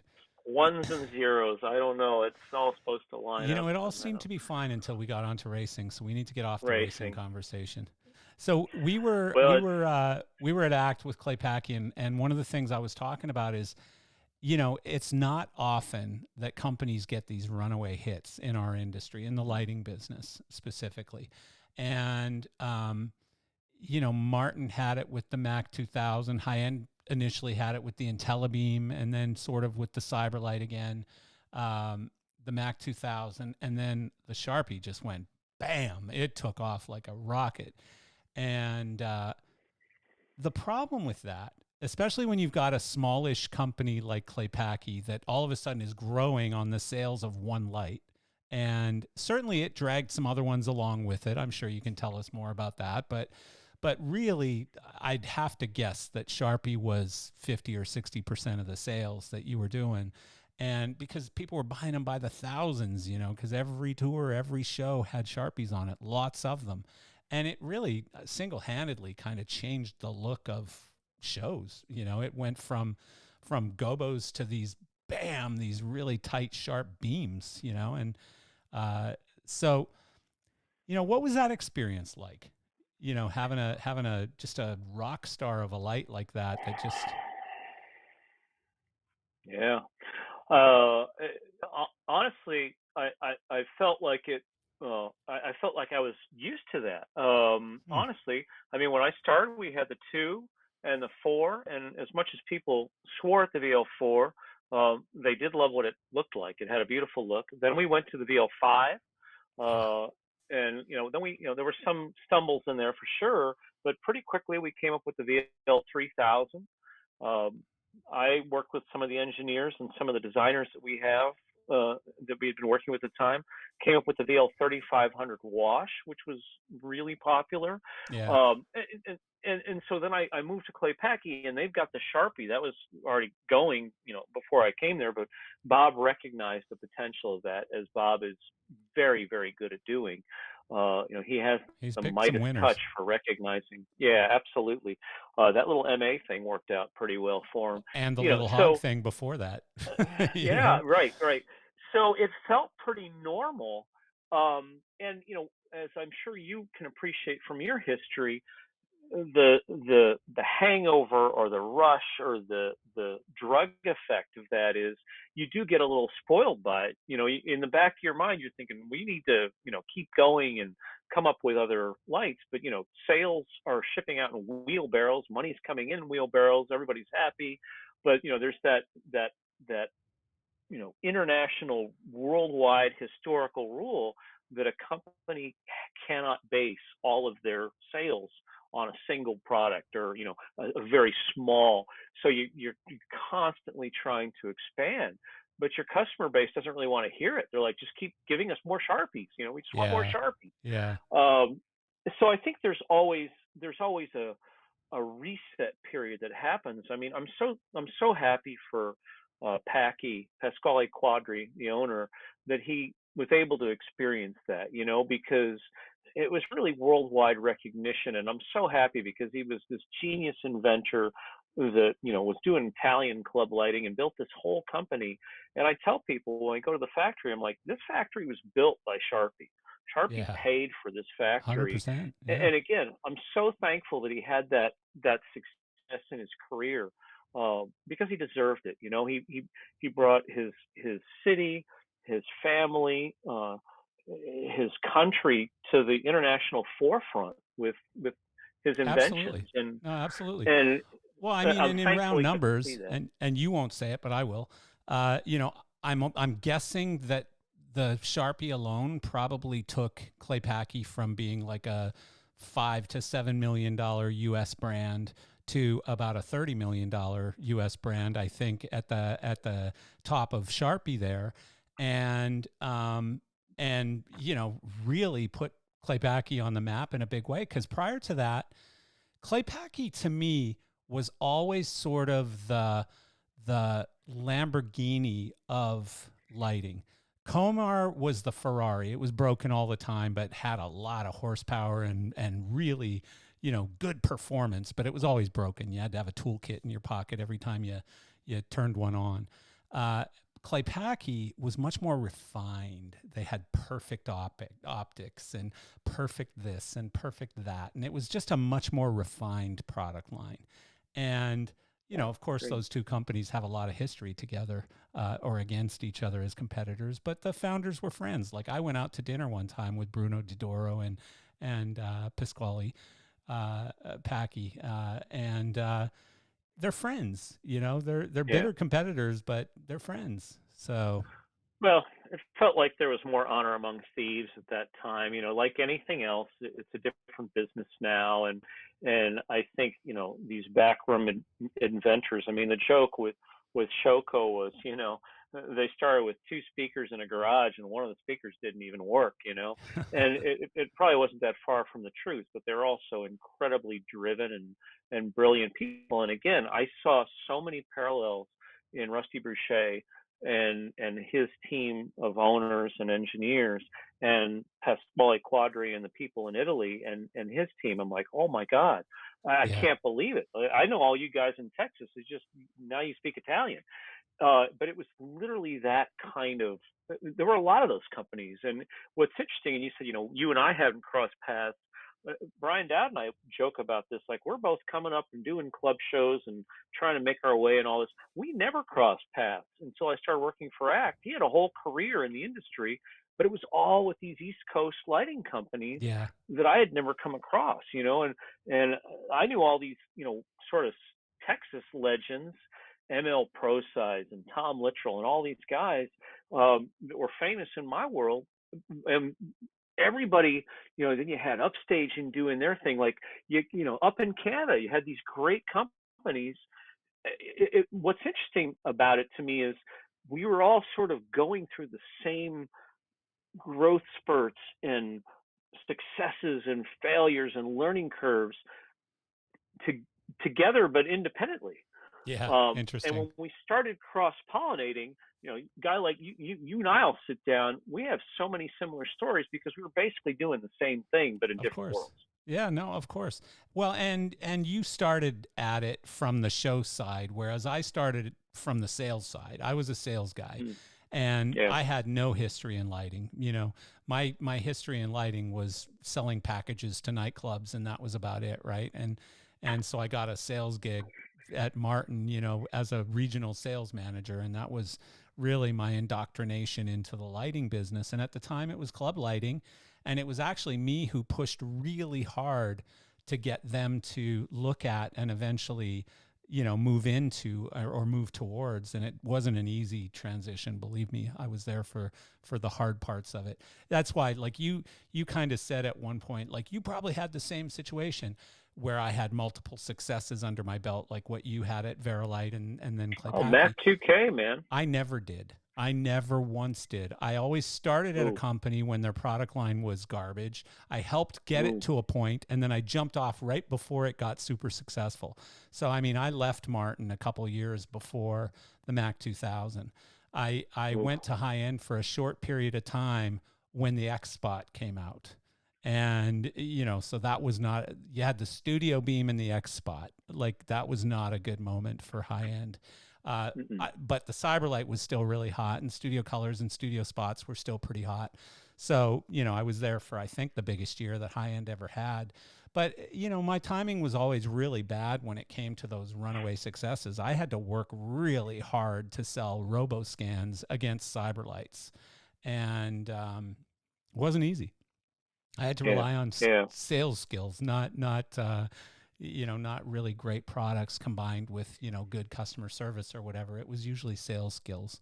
So, so then at one point, I think what happened, and you can correct me because I'm probably wrong, but I think what happened is Clay Packy just kind of went to Bob Gordon and said, "Hey, you're doing a great job, but we need to have our own presence in the United States, and we really need to have an office here and have our own brand here." And I think part of what was driving that was probably that Roby had made that jump and Martin had made that jump buying their distribution. And so now the big competitors were Martin and Roby and High End, and they all had their own physical presence in the United States. And if we want to compete with them, we've got to be here. Is that kind of how that went down?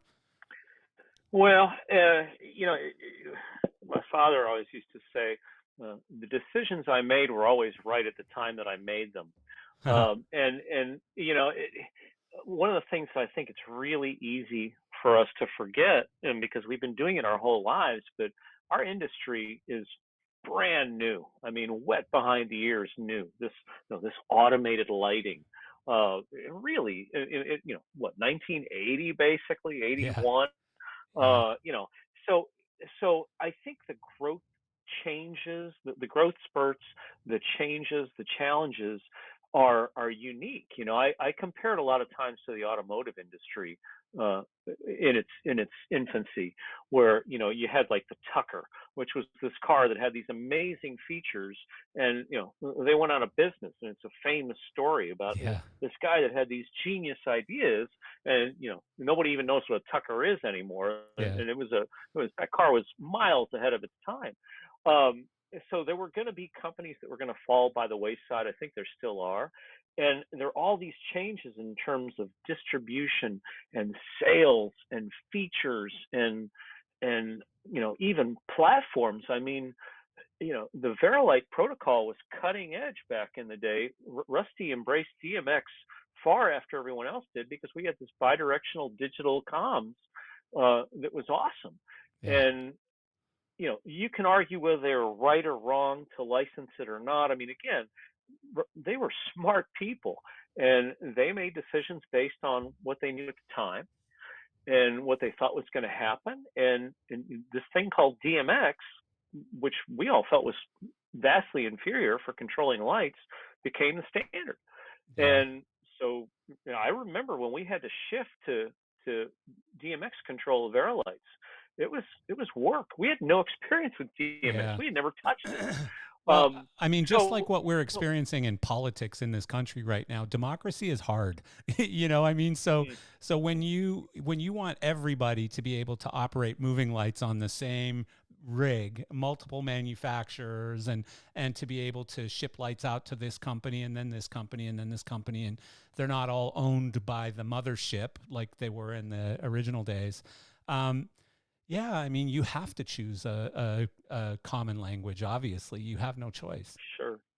So, Sure, and so I think you have folks like Bob, uh, and the folks in Italy, and these people are Bob and Ben and Brian. All people I consider really visionaries and very smart people. And the folks in Italy, everybody's trying to make the best decisions they can. The landscape is changing, and the thing that really was interesting to me is I had some experience with this at Verilight, but really even more so with Claypaky. It's a worldwide company. It's a worldwide operation. And Alberico is in charge of sales there now and oversees that. And one of the things that he made clear to me, and I really, I hadn't really taken it for granted, their business is different depending on where they are in the world. And the way they interact with distributors and dealers and customers is vastly different. And they operate on the entire sphere. Alberico oversees all of that. And lights are purchased differently in Japan than they are in Australia, than they are in South America. And when you start to think about the choices that are being made based on this entire globe versus just my own little particular region, which happens to be North America, it starts to give you an appreciation for why certain chips move and things move the way they do. it's totally Um, true. obviously, what your competitors do, that's a factor. Man, I think we're going to be seeing. You think we've seen change up to now? Just wait. I mean, it's going to come like a Well, tsunami. you know what you just said is so true, and I think part of what you're saying is that to do big business in the U.S., you have to sort of adopt some of the U.S. culture, the culture of doing business in the U.S. And it's one of the things that the European companies have always, always, always struggled with. And it's what makes ACT so successful as a distributor. It's what made Bob Gordon so successful. You can't just come here and do business the Italian way. You have to do it the American way. And so it's not just Claypaky and it's not just the Italians. Robe had the same problem. And it was Sure. really a couple of years of massive losses. They almost backed out of this country. And then they managed to bring in Bob Schockrell. And, Bob is a smart guy. Bob helped build High End to be one of the biggest brands out there. And all Bob did was, I don't want to downplay what Bob did, but really all he did was follow the recipe book. Like he just said, okay, I'm going to hire the same basic guys that, we've done it somewhere else. And he hired some high end guys and some other, quality people. And Well, it's interesting. I'll interrupt you for a second. You yeah, missed a stop in there because, in the interest of dogs and cats sleeping together, Bob was my boss at Verilight. Keep in mind, when he came back to the there you industry, go. he Yeah, came into Verilight, true. and basically all of those people, he brought that same team in, had tremendous success at VL. I mean, all Yeah, those folks they were all, I think, largely almost every one of them was ex high end. yeah. Craig Yeah, Burrows, his Sean his Hoey, John Billick. pocket gang, his pocket Yeah, gang of and people. Hey, follow me over here. Hey, come over here now. Yeah, it's funny. You're totally if the right. band if the band plays right together, don't fire the bass player. I mean, Yeah, keep them well, all together. that's all he did. Again, I don't want to oversimplify how hard it was to turn Roby into the juggernaut that they are today, but really, that's all he did. He took a successful group of people that did it somewhere else twice by that time, and Yeah, I have to say though, this is, I think, important for me to say because I truly believe this. It all sounds like some Pollyanna line, but man, I have been so fortunate to be in the same room with such amazing people, and Bob's another one of them, Bob Schockrell. I mean, Bob made it look very effortless. Yeah. He made it look very effortless, but there was a lot going on. That man, we would walk out of meetings and he would start telling me things when he had just sat there and kind of listened. And then we would walk out of the meeting with a client or a customer and he would start telling me things that he had picked up on. And I thought, wow, this guy, he's getting it on many levels. I learned a lot from that. Yeah. Very different style than Bob Gordon, Yeah. very different style from Rusty Boucher. Yeah. Uh, but again, I think, again, go back to the student, man, take advantage of the monsters you get to walk into the room with. Uh, be it the designers we work with, the artists, the salespeople. I Yeah. mean, and again, I shouldn't, I'm calling out too many names. Brian Dow, Craig Yeah. Burrows. I mean, Yeah. two completely different people, but magic at what they do. I mean, really magic at what they do. Completely different people, completely different styles. But I mean, I go to school every time I sit down with either one of those guys. Yeah. Yeah. No, they're both very good at their jobs. Both have been very successful. And no, you're totally right. You're totally right. So you've mentioned a lot students, and so like tell me a little bit of your work that you've done as far as education and why and how you think that's important to the industry and uh, yeah, give me a bit of that. Kid in Cleveland, no contacts, hanging on to any possible thing that could get me a break, and educators were a big part of it. People in the industry that I respected, giving me the time of day, was a huge part of it, and I just kind of made that promise to myself that I think we all do. I know Sooners very much into this. Nick Whitehouse is very much into it. Um, we kind of made that promise to somehow try to give back, in whatever way. And I don't nearly do enough of it. I mean, I don't have a master's degree, so I'm not going to teach anywhere. I don't believe I'm skilled enough to do that. But what I can do is to try to give students a sense of possibility, a sense of potential. Like I said, that there's a stairway out there if they're willing to look for it. So I try to involve myself in things where that's possible to do. um, I find it incredibly beneficial, and it's not altruistic. I get a lot from the students. I mean, there's something about a 20-year-old kid telling you how it is now that's extremely valuable if And you're guess what? willing to Yeah, you hear it. should pay attention to that, by the way, Yep, because they absolutely, know some things, and it's a not lot. necessarily they're not smarter than us. I think in some sense we're probably a heck of a lot smarter than they are, but Experience. we don't know how things are done now. It's like every once in a while I go to my son and, recently we've been playing with these YouTube what are they called? Shorts. And I went to my son and asked him how, because he's 19 years old. He lives on YouTube and Instagram, and he knows all about that stuff. And so I went to him and said, "What's the best way to do this? Why would I use this versus this?" And flat out told me, you know. So Yeah, I mean, yeah, you're right. yeah. Sometimes if you want to know what the audience wants, you have to ask them. Right. And so if Yeah, most of the fans are 20 years old, you might want to ask some 20-year-olds what they want to see. Right. yeah, But and I think the thing I try to impart to them is a sense of availability.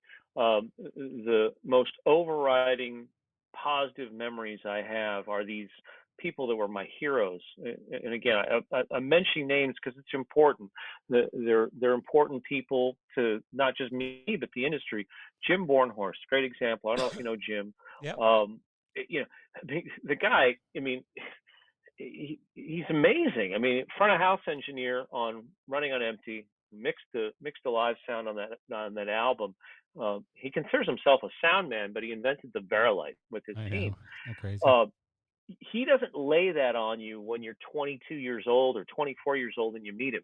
He's just your colleague and you're sharing information. He never has ever given me that impression that he's like this luminary. See what I did there in the business. Um, Man, that kind of humility, but also accessibility, just was so impressive to me. I was like, man, I just want to be accessible. If some kid, I give kids my card. I'm like, look, just call or text me. If you have a question, there's no questions too stupid. I want to help. I just want to be available to you. The thing that I find is so distressing is that young students don't feel like they have a voice with the manufacturers or that they even have access to a manufacturer. Yeah. I want that kid in Cleveland or Milwaukee to know, man, if you've got a question about a light, text me, call me. Yeah. They're like, I'm here, man. Yeah. I hand them the card. I said, guess what? You now know somebody at the factory. Well, you know what? What you're saying is so super important. And I had Rob Koenig on recently, and we talked about this a little bit. And there was, you know, a lady and her son came up, and the lady was wearing a concessions shirt. And I don't remember, it was either load in or sound check or something. And she was wearing a concession shirt, and she came up to Rob and said, "Hey, my son is obsessed. He wants to be, on tours, and he wants to be in the lighting business, and he wants to do this and that." And Rob, long story short, basically took him and showed him around, and gave him the grand tour, and gave him an indoctrination, an introduction into concert lighting. And, to me, that is priceless. Like, that kind of stuff is priceless. And so many people now are so, they just live life in gratitude, and they're so happy to share that with especially younger generations, but with anybody. It's not just somebody coming up and going, "Hey, you got a set list," or whatever. It's more about, actually really wanting a bit of an education. And the other point I wanted to make was, I've probably mentioned this way too many times on the podcast, but I loved it.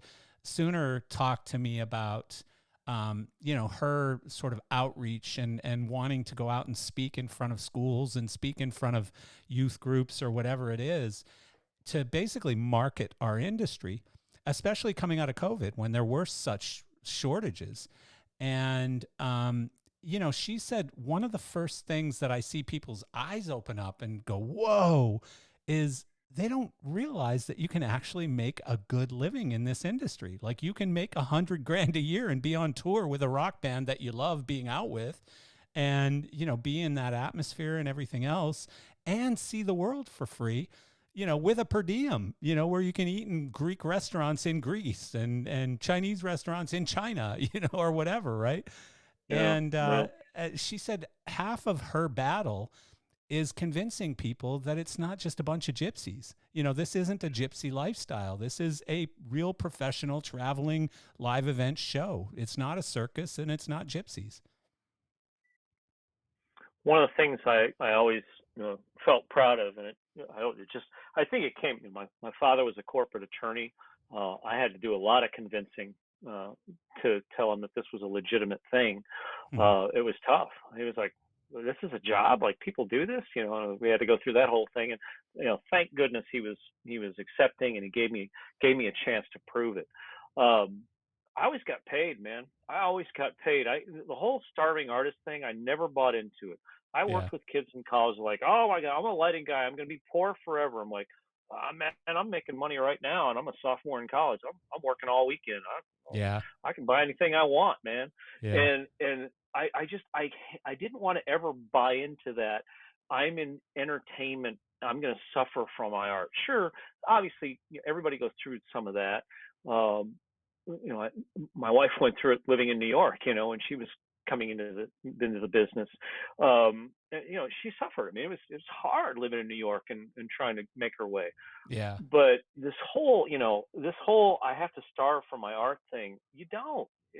You really don't. Yeah. Um, Yeah.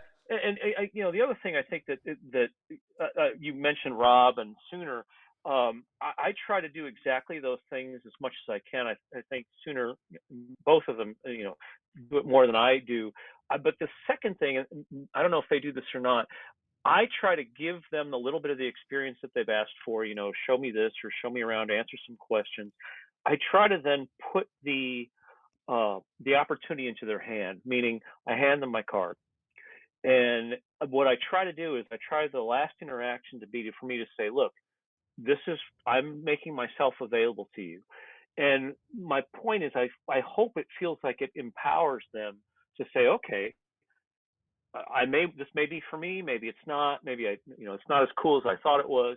Um, but if I do something, this person will respond to me. My point is, I try to make the young person, give them the position of power, of being in command, Yeah. of, hey man, here's my information, and I will pick up. If they take the time to call, I'll answer But here's because the they told them I challenge. would. Probably so few do. Yeah, that's true. Yeah. But I think two things. One, I think on any level, I hope they appreciate it. I hope they appreciate it because it's not just a gesture. And I tell you, the ones that do, man, they're the ones that, I mean, over the years, the ones that have gotten back to me, all of them are working in the top Yeah. levels. No, that's the thing. I mean, there's some real good old fashioned life skills that if you can somehow transfer, and I try to do it with my son, and sometimes I've been successful, sometimes I haven't. But follow up, doing what you said you were going to do, first one there, last one to leave. Some of those things have really carried my kid pretty far in the racing game. Like typically he is there helping them take out the tools in the morning and stuff because he's the first driver there, and he's always still there when all the other drivers have left, and he's helping close up the trailer at night or whatever, right? Like he Admirable. spends those extra hours with the team because they work harder for him then. He knows that. Like Yeah, he knows sure. if I'm gonna help them, they're gonna help me, and it makes a real difference and it shows character. So Yeah, character is no, the and in one thing racing, that's tougher to teach when you're talking, especially about, and again, I'm not picking on anybody. The younger folks today, the younger generation have so many advantages and so many benefits that we didn't have. The ability to reach thousands of people just by putting a post on social media. Just everything is so much more available than it was when we were kids. And you had to literally mail letters into Verilight. You know what I mean? Like it ain't like that yeah, anymore. yeah, it's interesting. I feel in my uneducated view of it that it probably evens out in the sense that I think there's a lot more opportunity, but kind of like when you and I first got cable television, there are a whole lot more channels, but 87 of them were crap that we weren't Yeah, interested in. that's true. And so there's a friend of mine that's a front of house sound engineer. I asked him, I said, these new PAs, what's the story? It's like, is it really better than the stuff that we started with the analog and everything? He looked at me and said, he said, I think it's a lot easier to be average. He said, I think it's a lot easier to be an average Isn't sound that man. true, huh? And That's so and I well thought put. about that and I thought, that kind of makes sense. He said, you still, it's hard to be exceptional still, like it's always been, but it's a whole lot easier for kind of somebody to walk up and make something sound pretty okay. Well, another thing that plays into that is the technology on the lighting side, and I talk about this a lot on the podcast, but I'm not a tech. I'm not a techie person. There's somebody listening to this podcast right now laughing, but I've never fixed anything. I've broken a lot of lights, and but I was uh, I was at Ayrton in Paris a couple years ago, and had one of their engineers showing me the inside of a light, and I was blown away. I hadn't seen the inside of a light since probably, I don't know, the Mac 2000 or something, like quite a while back. And I was blown away by what that thing looked like on the inside and by how good it was. And my point is that we're kind of spoiled now by how good everything is. Oh, Like everything is that good, right? yeah, yeah, it is. And I tell the artists that we work for, I'm thrilled for you because it's a challenge for us. But man, the technology, the width and breadth of technology that's available to the artists that we work with is amazing, and it's awesome. And I love that, because I mean, at the time, being a lighting designer now. even if you're doing community theater, you have technology available to you that is just Wow. insane. Yeah, Like we what a couldn't even toolbox. fathom, Yeah. right? Like I mean, I'll go into like junior high schools and they'll have moving lights in their rigs. Like Yeah. these kids are like 11 and 12. The one side of it, again, playing the old guy card, I was telling somebody the other day, I said, yeah, and that's all awesome. I said, but I'm still pretty happy that when I did my first club shows, I had like 12 lights and two of them worked half the time. Uh, and what that forced me to do, and you probably hear this from a lot of designers and artists, having nothing forces you to create more with less. And that's a 100%. that's an awesome lesson to learn early on because like again, anybody can do something with 250 lights, but it's really easy to make chocolate for half the songs if you just, You're it, so right. You're so, and I think it was like Jim Yakubuski or some front of house guy that I was talking to about this one time. And I said, how much better do these line array systems sound than the old W bin systems that we used to use in clubs? And he said, a good sound guy can make either one of them sound great, but an average, same way of saying what you just said, but an average or a lousy sound guy is gonna, the sweet spot is much larger. Basically, it's just yeah, like when yeah, Callaway and Ping came out with these drivers that the heads were this big and they kept getting bigger, right? The sweet spot just got bigger, so you could wiggle a little bit or miss a little bit in your swing, and you could still knock the ball 250 yards down the center ish of the fairway and still make people go ooh and ah. And even though it was kind of a shitty swing, and if you had an older technology club, it would have been in the trees somewhere 100 yards up, right? So sure. so yeah, but I mean, it really is cool that everything's so good now because you can kind of check that box. You don't have to worry about half your rig, goofing up during the show or dropping out lights during the show or whatever, because most of the stuff really works well. And now that it's all LED, you don't have the heat issues that you used to have Yeah. like Sharpie got a little bit warm on the inside. That's for sure. Still does. Uh, yeah. Yeah, it's but I do think it is a yin and yang, a give and take kind of thing, and what I mean by that is like you think about the kid that goes to the show now, and is filming the show, or that we see it audience members that they're kind of filming the show, they're not really experiencing the show in person, and you can kind of look at that and say, well, that's kind of lame. They should be present, okay, but that person now has a memory of that experience that they can relive over and over. It's not good or bad compared to what we had. Man, when I went and saw, Prince, I saw Prince on the Purple Rain tour. That's how old I am. Me There too. was no nothing, man. It was me at the show, right? It was us at the show, and you got your 90 minutes of Prince, 2 hours, and that was it. And you weren't gonna Yeah. like you Well, were gonna go home and check it on YouTube. video The cameras were concert like video. video cameras were this Yeah. big, so you couldn't bring one Oh into the yeah. show tucked into your pants or something. That wasn't It's happening.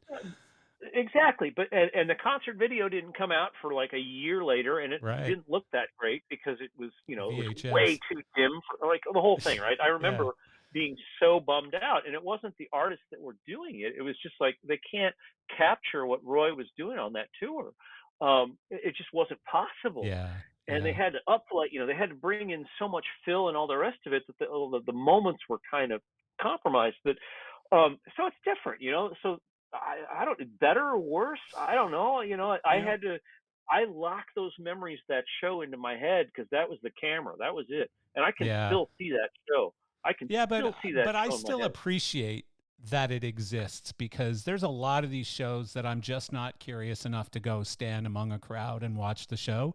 But I'm super grateful that somebody took out their iPhone and recorded the song that I really wanted to hear and I can watch it on YouTube, right? And it sounds pretty good. It looks half decent, I mean, that's one of the things that blows me away is how good these cell phone videos sound, like it's like, whoa, it almost Yeah, sounds like it's a gotten live very album. good.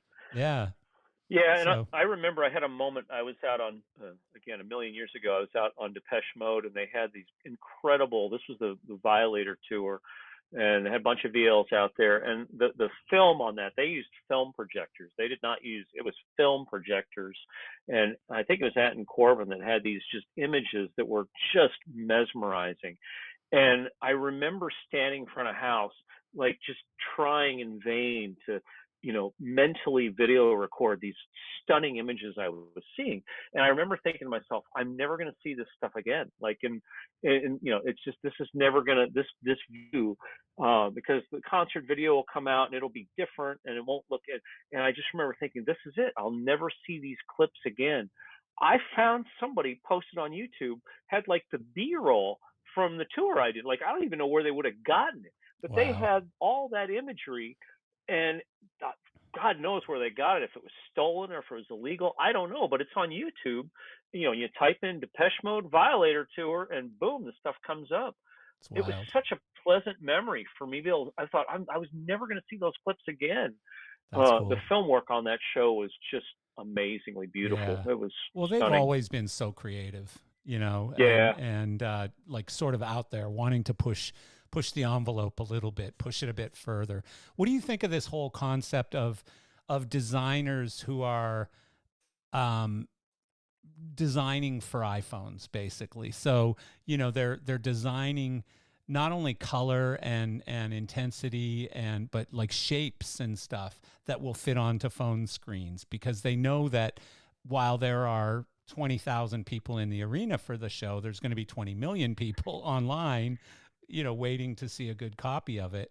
And so it's going to hit a lot more eyeballs on YouTube than it is in that audience. But I mean, Yeah, have you and I mean, talked to anybody about that kind of stuff? I oh, sure, sure. I mean, it comes up all the time. I have to say, I embrace it. I think it's exciting, and I try to remember that, our forefathers, our colleagues from the past, they had to make the leap from black and white to color television. They Yeah, had to make the leap from, traditional over-the-air broadcast to HD telecast. Like, all these things happen that change the art that these people create, that change the products that I'm trying to build for the artists. true. Yeah, uh, to me, it kind of keeps us honest and keeps us fresh. I mean, the reality is, I get it from the artist's viewpoint. There's 20,000 in the building, like you said, but that thing's going to live forever on YouTube or on somebody's yeah, camera phone. And how many millions of people is that? I had a designer that said to me, the artist came to them and said, "Give me 6 different moments during the show that somebody can shoot. Just give me 6 moments." And it wasn't that they weren't being creative or weren't interested, but that was their focus as an artist for what they wanted the audience to receive from the show. And I thought, wow, that's really interesting. And they said, do what you need to do for the show. Give me, your moody looks and all the artsy stuff.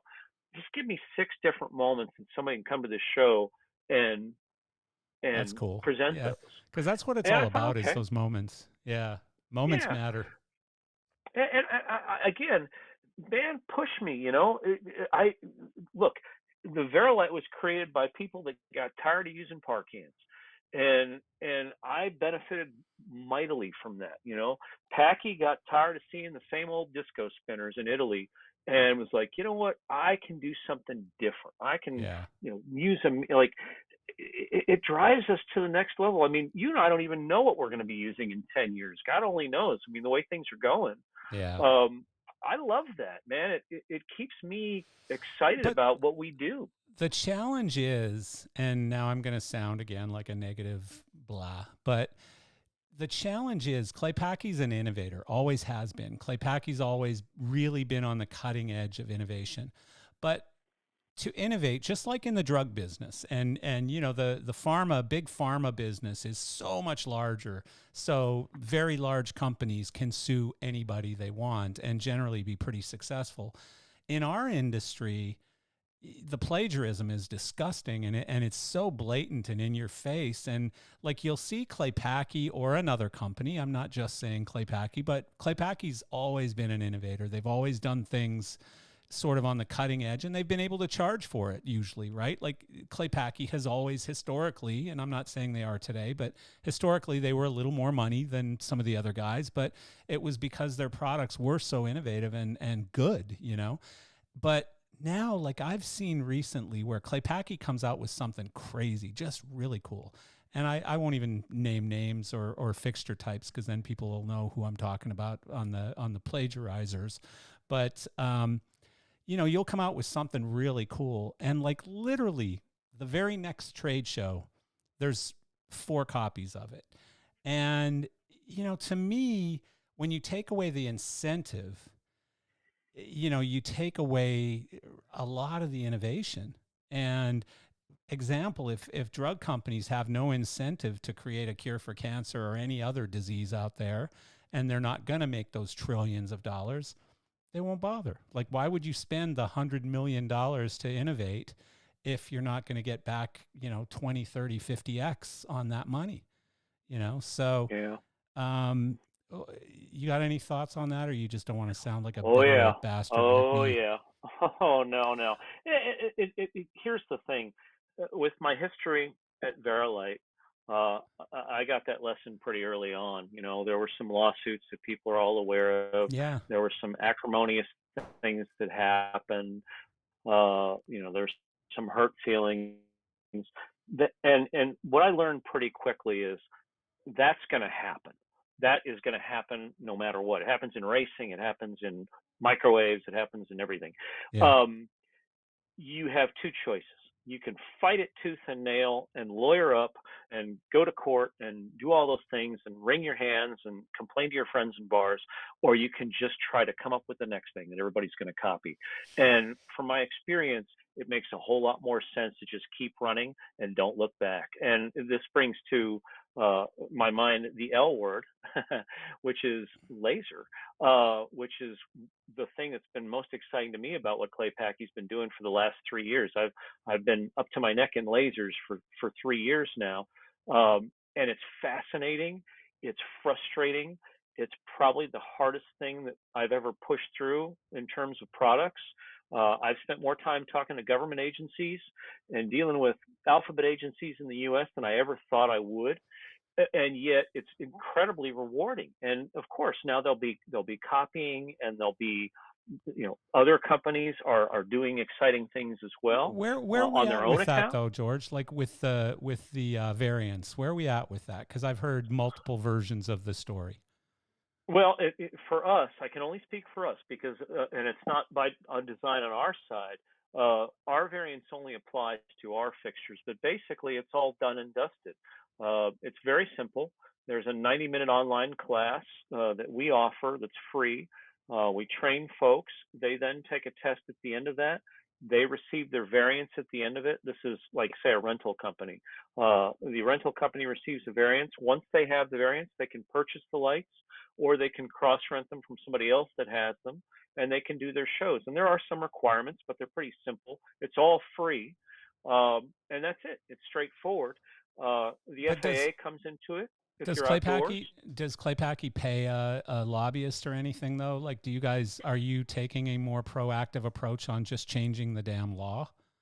No. No, and here's why. I mean, you mentioned politics earlier. I mean, look, we're in a country now that's so divided. I don't think we could, argue which side of the doors the senators are going to walk in when they open the doors to the Capitol. I mean, we Yeah. can't agree on anything.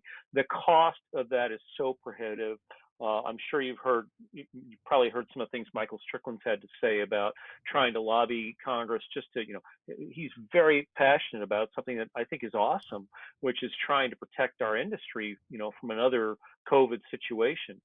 I mean, I don't think anybody can argue that that's a tremendously noble cause, and altruistic of Michael to be part of, and he's having a hard time getting that pushed through, and he's Yeah. trying to do good things for people. Yeah. So I don't feel like we don't. It's not a big enough business for us. If the laser started, interestingly for us, through Osram with the automotive products, which you, by the way, can get in Europe. In a BMW, you can get laser source fixtures, right? Lights. That's where it kind of came from. Now, if you start talking about automotive light bulbs, now maybe we can afford some lobbyists, but entertainment lighting, But what about I wish video we could. projection? What about video projection? Like we've got, we Gear Source sells 25K laser projectors all day long, and they don't need variances. it's my understanding of it, and I have to be careful because the engineers spend a lot of time educating themselves on this, and then I come in, with my notepad and write Yeah. down a few highlights. But my understanding of it is the difference is really centered on the fact that it's not an automated device that can suddenly and randomly spit into the crowd if DMX is lost or if there's a technical problem. Now we have protections in our fixtures, and I believe the other manufacturers that are doing this in a reputable fashion also have those things that the FDA requires. Yeah. But that's the But key I to mean, it, the my the silly understanding. thing is, though, the suggestion or assumption is video projectors don't scan into the crowd, but you can. I mean, I could take 25K laser projectors and aim them right at the crowd and do whatever the hell I Right, want with and them. just leave them. Yeah, Yeah. and I don't know how that, I don't know. At least from our side, it's based on the amount of power that comes out of the fixture over the obviously the diameter of the beam. The radiance is 1/50,000th that of a 3-watt laser, right? So that's where you start to see why nobody's losing, nobody's having eye injuries from these kinds of fixtures. You still have to be mindful and follow the rules, but it's 1/50,000th the power of the kind of But lasers that you and I grew up with. but I'm sure there's guys on the Italian side who are like, but Georgia, the problem is, like a Sharpie could probably damage someone's eyeballs every bit as much as a, you know, I don't look at any of them. I mean, I really don't. I don't look at any of them. I try to be, and have been my whole career. I try to be mindful of that because I had designers back in the day that like, look, if you want to do this for a long time, make sure you don't look into these lights. Start wearing sunglasses during focus during the day, and don't be stupid. yeah, And thankfully, those people were there. But what's interesting to me, and this is the thing that I find challenging when I'm trying to stay upbeat about it, is the fixtures aren't regulated in this way in almost any other part of the world. You go to places like Germany or even the UK, where, as I'm sure you know, there's a sign for everything. yeah, Mind this, mind that, right? And they don't have the same regulations, and that's what's frustrating. If I had something that I felt was truly a risk to people, in the sense that we would think of as a serious risk, I would understand it. But it's hard yeah. when you say, It's "Gosh, ignorance. I It's yeah." just Well, ignorance. and I get it. They're they're doing their best they can to. There's somebody, and I always say there's somebody at the FDA that doesn't want to get into trouble for hurting anybody. They want to keep people safe. That's a noble You know, that's a it's noble desire. it's once a law is in place, getting the law removed is so friggin' difficult. For whatever reason that law was put into place, 30 years ago or something, getting it taken out, you've got to have a very compelling reason. And like you said, and I'll use a Strickland line, this isn't a battleship pulling up to Congress saying we want this law dropped. This is, a few canoes. There's only a couple of companies selling laser light fixtures right now, and you don't have a lot of support on it. You don't have a big industry behind you that's going, we need this changed right now. But it is comical. It's nonsense. And Well, and I respect it. I'll use this example. I'm a big aviation buff, and like everybody else, when I've been on a plane and a crew is timed out because of weather delays, and I get to miss my flight because the crew yeah, timed out, I will grumble about it. But you know what? Somebody at the FAA or the NTSB is trying to keep me alive by making sure that a pilot doesn't fly 17 hours to get me from A to B, and yeah.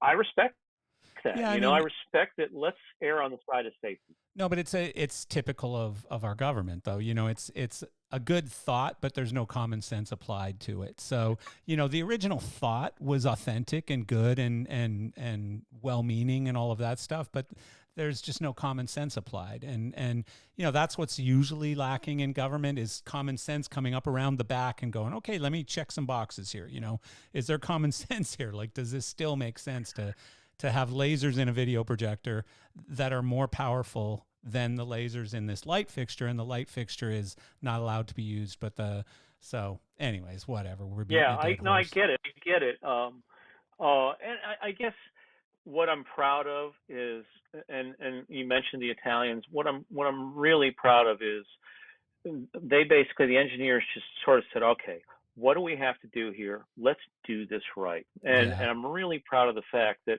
they didn't ever try to put me in a position. They said, let's find out what the rules are. Let's play by the rules, and let's adhere to what the FDA and the FAA are telling us. And we've done that. And the nice thing is, again, like the delayed flight, I can get frustrated with it, but at least I know we're doing the best we can to adhere to what the rules are. Yeah. And that's where we are. The other thing is, everybody, all the manufacturers that are trying to do this in the US, they're going to be under the same rules we are. So to be fair, it is a level playing field. The FAA is not going to tell any of the other companies anything different than they've told us. Yeah. Yeah. What's your title and your basic role today? So are you like designer relations for the most part, or?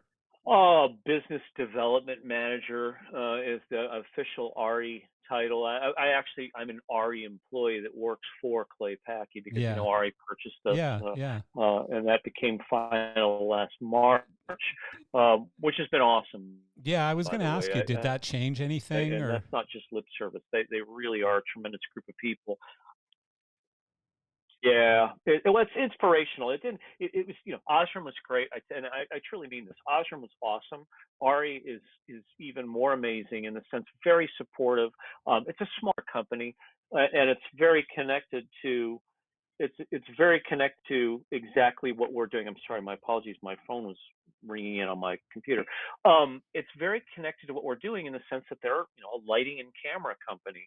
Uh, so the businesses are truly closely aligned. Osram was a huge company that had a lighting division, right? Ari is a lighting and camera company. That's all Yeah. they do. Yeah. And It's I probably a think better there's some fit. tremendous well, yes, and there's some tremendous areas. What's cool to me, and it really isn't marketing lip service, they do stuff that's totally different than what we do, but it's just as cool and revolutionary. And we're the same way in the other direction. We can learn a lot from each other.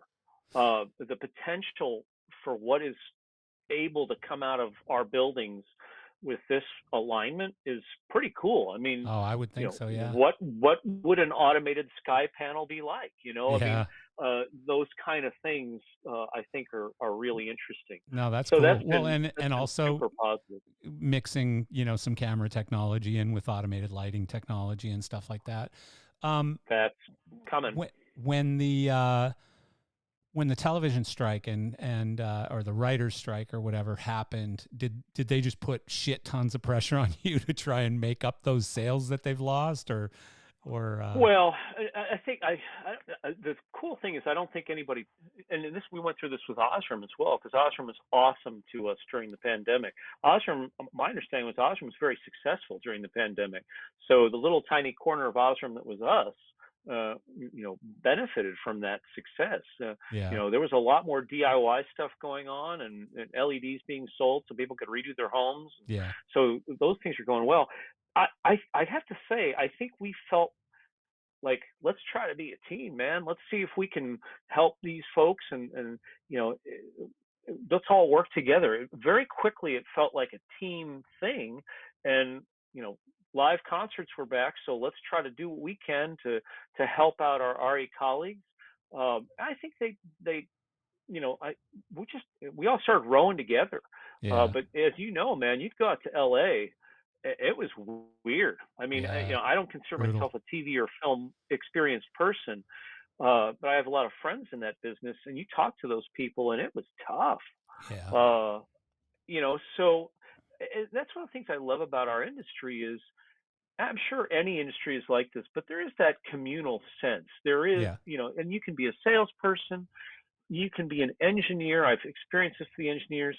That whole show must go on attitude that is ingrained in us in our business is one of the things I think I'm most proud about working for this industry Yeah. is, man, I can be at a show today, and if it started to rain and somebody's tarp came down, I'd be right up there probably with you and the catering person, and we'd be trying to keep those sound amps from getting wet because that's what Yeah. you do at a gig. No, and I Man, love I that. love that. Yeah. Right? Like that is why I got into this. Yeah. And I'm sure people in other industries have that, but I don't think I've ever felt it as strongly as I do in the entertainment industry. Yeah. And I don't know how much you can talk about this, but I'm very friendly with the guys from Inner Circle. Really good guys and stuff. As I understand, it's sort of like a sales and marketing partnership. It's not really a distribution partnership. Like the inventory is still with Clay Packy, right? For the most part. Um, no, my understanding is it's fully fleshed out. I mean, there's a lot of gear down in Davie, Florida, and I haven't spoken much about all that because it's a pretty new relationship that Right. started in June of last year. Um, but it's funny that you mentioned that just after my previous comment. Man, that's a show must go on kind of place.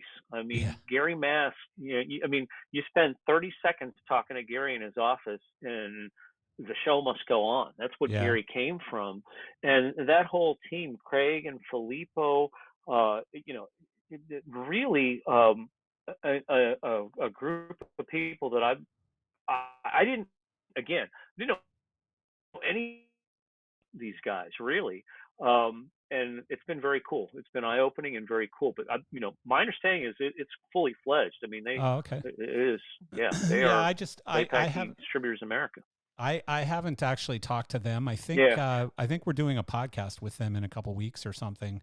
But I haven't talked to them, and but someone told me, and I can't even remember who or what context or anything, but that it was more of a sales agreement, like where they were basically the U.S. sales agent, not the U.S. distributor. Like service and stock was still handled by Ari or Clay Oh Packy no, or they do whatever. all that. No, they Oh, do wow. all that. So it's a real They distribution do deal. all that. I feel like I'm sort of the lone man, and that I am the only person in North America that's a RE Clay Packy employee.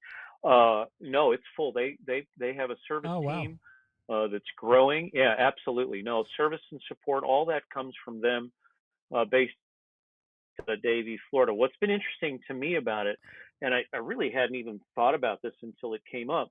Um, they have some different people that they reach.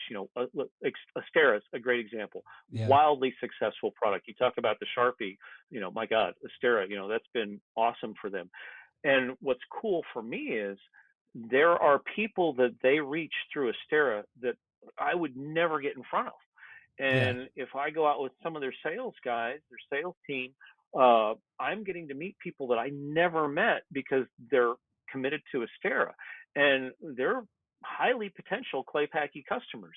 Yeah. And there's been this kind of cross pollination that's happened because of Inner Yeah, Circle. That's that's been really that's nice. always that's always the benefit of having a distributor like that who has multiple product lines. I've heard it explained the opposite way, which is no, they're just going to be distracted because they have. But I've always Mm. been on that distributor side, and that always works like that. Like there's always doorways open from over here for this product over here, or from over here for this product over here, or whatever. Like there's always that sort of you know, hey, well, have you thought about adding some of these? Would you like fries with that cheeseburger or whatever, right? So, um, no, there's To tie it always that kind of to stuff. tie it to what you said earlier, your advice to your son, I will say this to you. I've met more people that I didn't know in the last 9 months than I have probably in the last 5 years Oh, wow. because of Ari and Inner Circle. All these people in television and film that I had never encountered because, again, we're all busy doing concert tours or this or that. Yeah. And the same way with Inner Circle, through their sales team, and again, Gary Nolan, Filippo, that group of people, what's awesome to me, it's a little scary, but it's awesome. They know all these people that I've never met. Yeah. And like you said to your son, man, that's opportunity at your front door Hell yeah. for all of us. Well, this is a small industry and there's some major players in it. And I mean, you have to constantly be looking to widen your market as much as you can. And, the customer that might be your biggest customer today, tomorrow may cut a deal with Acme and become, the largest Acme rental house in the United States next month or whatever.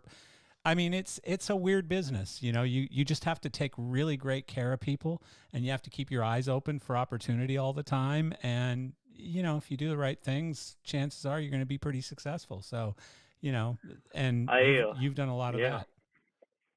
You've done a lot of the If right you, things. I don't know how this works. I don't know if you've done multiple heads in this groups of geezers, but I'll tell you, a group of geezers that might be really interesting would be the guys from ICD. And boy, believe me, I believe Craig and Gary have been friends, forever. Yeah. So I, Yeah. No, getting I've maybe that been whole group together. I've known those guys since the beginning of their entrance into the industry, and I've worked with a couple of them at different times as well.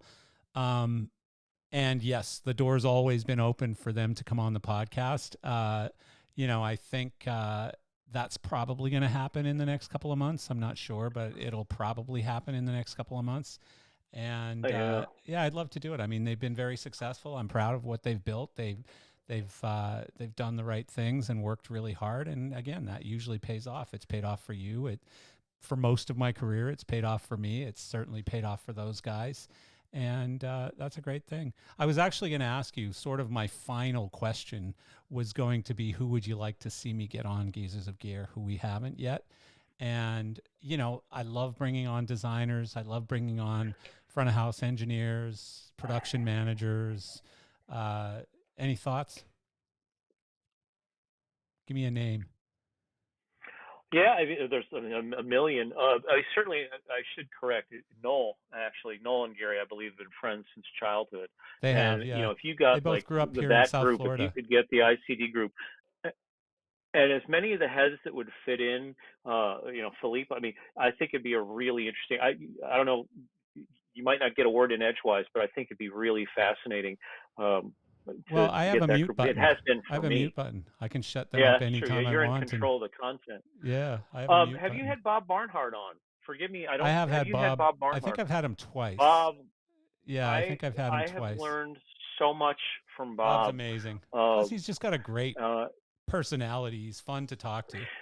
You know, I've had Bob and I Dickinson tell you, on. man.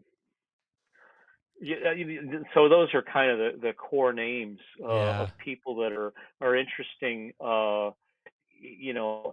Mark Brickman again is had him somebody on a who couple times. Yeah, I mean, I've been at some dinners with Mark Brickman, and there have been some very, very famous people at the table.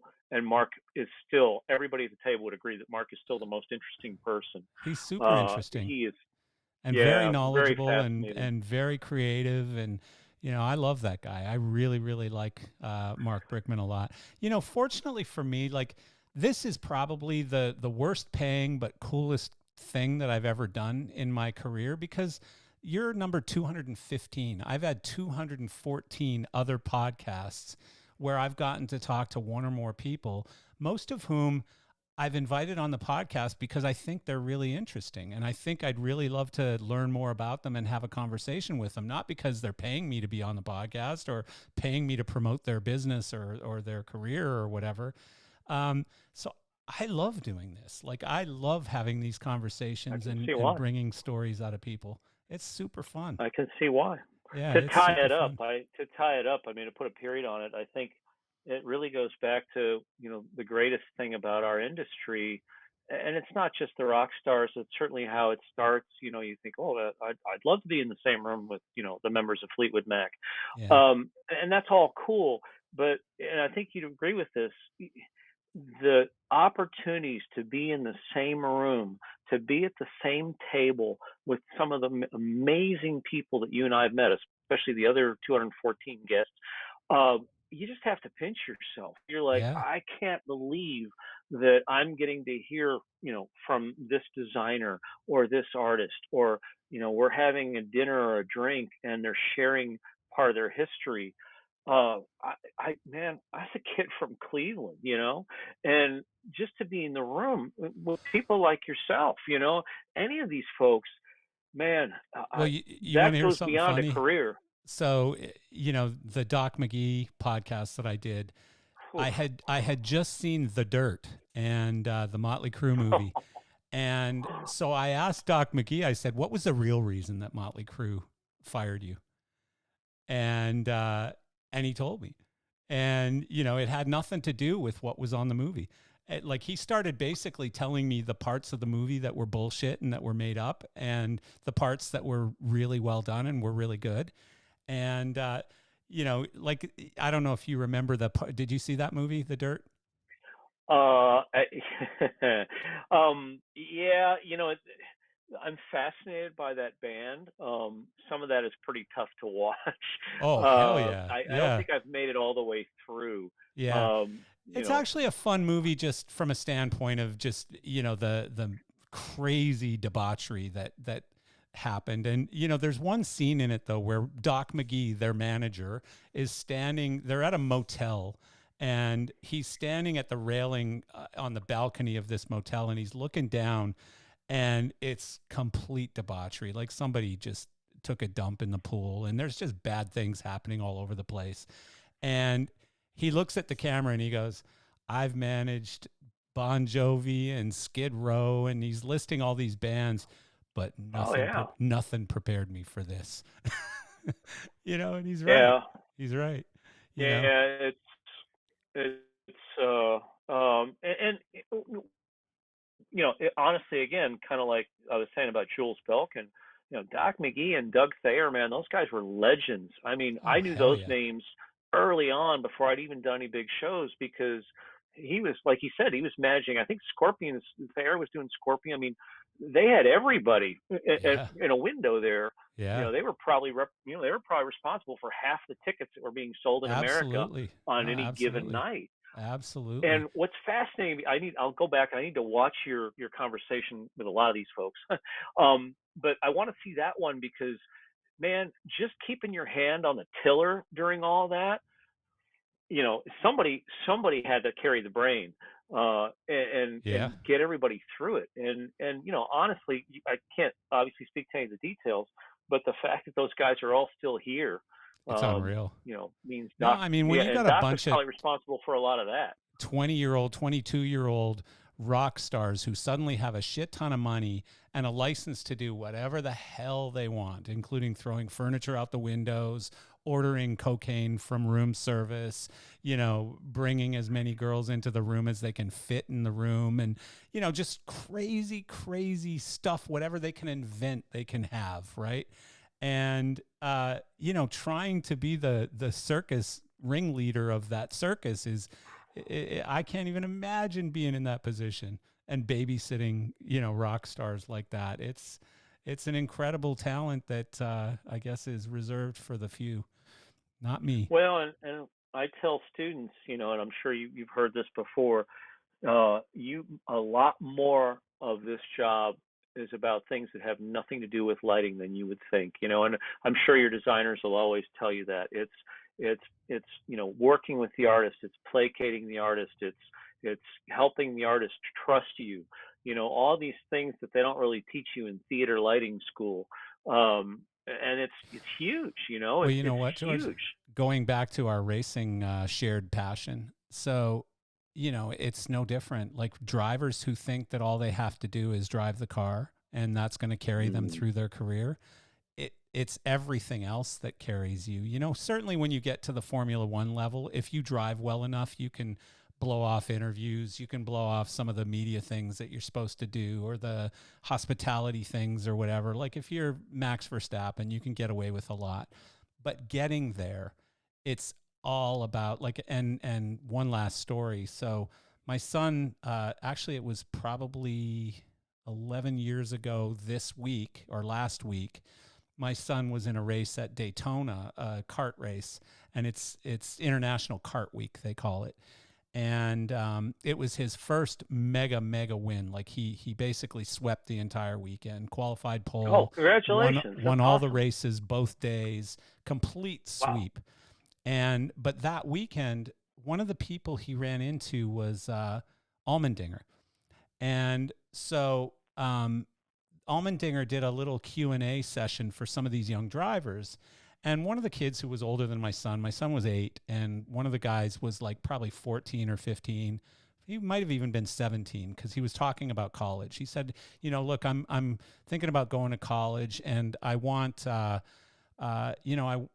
still going to continue my driving career. What kind of courses should I take that will help me in my driving career? And everybody was, myself included, expecting, engineering and physics or stuff like that, right? But he said marketing and PR. And everyone went, huh? And he said, 20% of your time is going to be spent driving the car. The other 80% of your time is going to be spent either trying to find money for sponsorship, trying to find a ride in one of the teams, trying to impress someone so that you get an opportunity. Marketing and PR. You're constantly selling yourself. And AJ is a great example of that. I mean, he's somebody that's had to deal with both the good and the bad of that, and Yeah. in my opinion, he's risen mightily to the occasion. And as you know, the other thing that helps AJ is he's won in everything he's ever gotten into. I Yeah. mean, Yeah. the guy he was a rock star in those kart cars, and man, those things were for real and Yeah. different from the kart series. No, Back when I'm things know were, what you're talking about. Yeah. those were fire breathing So vehicles. what's your We could talk racing for the next series of 10 hours, choice? I'm sure. What's your You know series of what? choice? My response to that question is I two answers. One, my wife will tell you I'd watch people race lawnmowers if they let me. But anybody that's willing to die for my entertainment, I respect their series and I'll go watch it. I really truly enjoy all of them. My heart is probably IndyCar. I'm an Indy 500 uh, you know, Yeah. honorary Hoosier kind of guy. I love IndyCar, and I got to say, right now, I think the racing there is probably the most interesting. A lot of passing. You can argue that the cars, it's the spec series and all that. Okay, that's fine. I've been more interested by Indy races I've seen over the last Yeah, year or so than I have I'm a lot with of you. F1.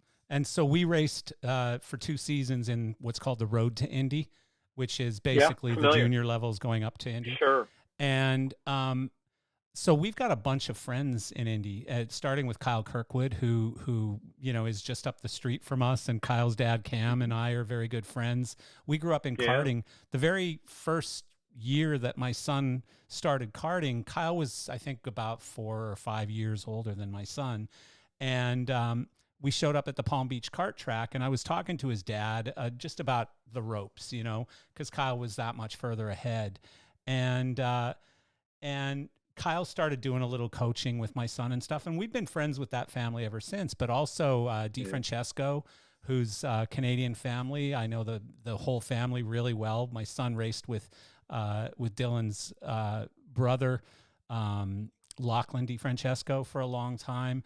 Latifi, the younger Latifi, my son raced with for a long time.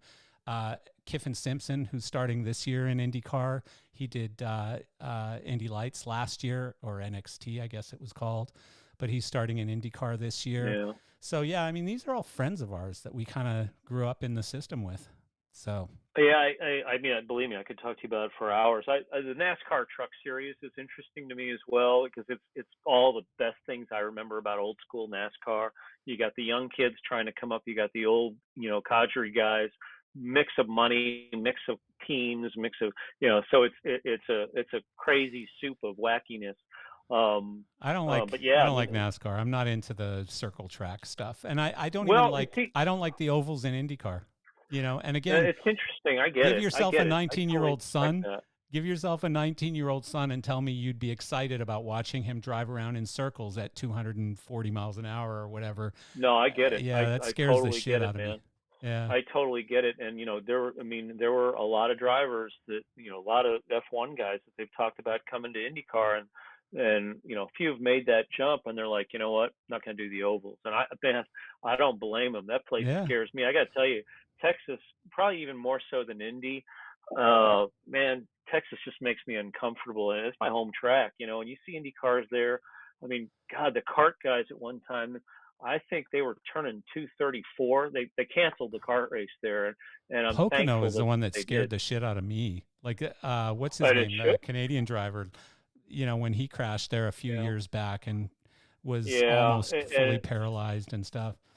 Yeah, Terrible, terrible story. And I mean, drivers have lost their lives there. No, it's a nasty it track. just, yeah, I hate it. And that's the thing. And I'm sure you more than anybody with a family member, man, I don't want to go see anybody get hurt. And No. I know it's a dangerous sport and there's inherent risks, and I can handle that. But I don't want to go to a track where, like Pocono, it's like, man, I didn't really even want to watch anymore. Yeah, I'm Because with you. it seemed like every time they went there, something awful happened. And they were I gnarly believe looking Justin wrecks. Wilson got killed there. Yeah. Justin Wilson was killed there, and Canadian driver. God, I'm trying to remember the guy's name because I he's know, and been I know the whole so family because inspirational. his brother owns a karting team that we've done business with forever, and I can't even He's remember been their name right so now. But inspirational. Welland is another one that like I remember because we went to a kart race at Ocala, and we just got home in time to watch that race in Vegas, where Uh, Weldon, Weldon. Dan Yeah. Weldon, died, and I mean, terrible. But my son's really good friends with his son, Sebastian. How's his son doing? Is They're doing because well, his yeah. son has had some success, right? Oh, yeah, I mean, again, the name certainly helps.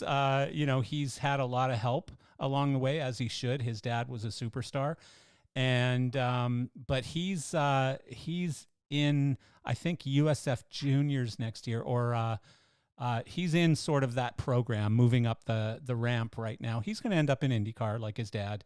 I think he's sponsored either by Penske or one of the big ones. It's either Penske or Andretti, who he drives for. And, How to help? that stuff's all Uh, beneficial. I'll tell you. I mean, the only reason my son's not in IndyCar or F2 or whatever is because his dad's not a billionaire. That's just all there is to it. It's yeah. Well, so and so that's the hard to one make it thing. through that right now without money. That's the one thing that unlike rock and roll or rock and roll lighting or any of these things, you can still make it in our industry with no money and a lot of talent. And I that was a realization when I really started following racing closely. Man, boy, I mean, there are very few Lewis Hamiltons out there, and I don't know what Hamilton's backing was. I McLaren. don't think Lewis, No, no, you know, McLaren but at like 10 years he was old or able to, something. yeah, he was able to make that connection. And you hear about the pay drivers and some of that stuff, and That's man, a large I part of the I field in feel for you IndyCar and your now. son. That's a large part of the field in IndyCar now. I mean, I know several drivers, and some have come out of it. Like Malukas. We raced in karts for years. I know his dad Henry really well.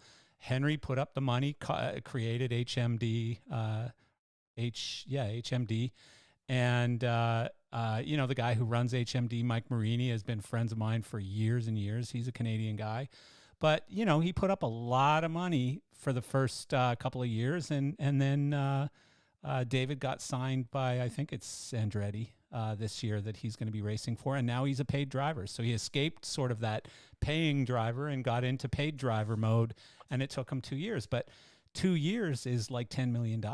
Yeah, It's not a little bit of money. We're talking $8 to $10 million to do 2 years in IndyCar. So it's and like IndyCar is considered a cheap series. I mean, Stroll. relatively. Stroll paid $80 million for his first season, and then I think another $80 million for his second season, and then they bought the team. you know, Yeah, and I have to say, to be fair, I think he's held his own well enough considering those. You hear the term pay driver, and it's like, yeah, but there's some talent there as well. I mean, these aren't people that are just well, he off did the well street in rich F kids. two. He did well in F2. Do I think he's the greatest driver on the track? No, but he did well in F2. He deserved an opportunity. There's a lot of better drivers, including there's some IndyCar drivers that Colton Herta could do really well. Kyle Kirkwood could do really well in Formula One. There are IndyCar drivers who I think, given the same sort of support that those guys get in F1, they do really well. But anyways, we got to go. Yeah, sorry, I'm sorry, and I No, don't no, know it's my fault. if I you got you going. if you will edit the at Yeah. some point, man, I'd love to talk more to you about racing. I mean, the thing it's been, Absolutely. we can do it offline. I'd be really interested in finding out kind of where your son is, because I've followed peripherally and I've seen, Yep. some of the pictures and things. I'd be very interested to know kind of like what his pathway is, and if he, I know people sometimes if they move on to manufacturer testing and things like that, Yeah. driving schools, and like I would be interested to We'll set up know a call. kind of We'll set up where a his call path is. outside this, and I'll chat to you for ages about it. Yeah, I really would be. It's one of my. It's a huge passion for me. So I'd love to know more. Thank Perfect. you so much. I've really No, enjoyed it. Hopefully, you got thank 5 or you. 10 minutes worth of stuff you can use. No, it's going to be whatever it is, 2 hours or something, 2.5 hours, I Oh think, by my now. gosh, Yeah. All right, my friend. Have a good one. really enjoyed it. Thank Yeah, you we'll very see you much, and later. thanks to your producer as well. Yeah, Appreciate it. Sarah. Yeah. All right. See ya. Cheers. Bye.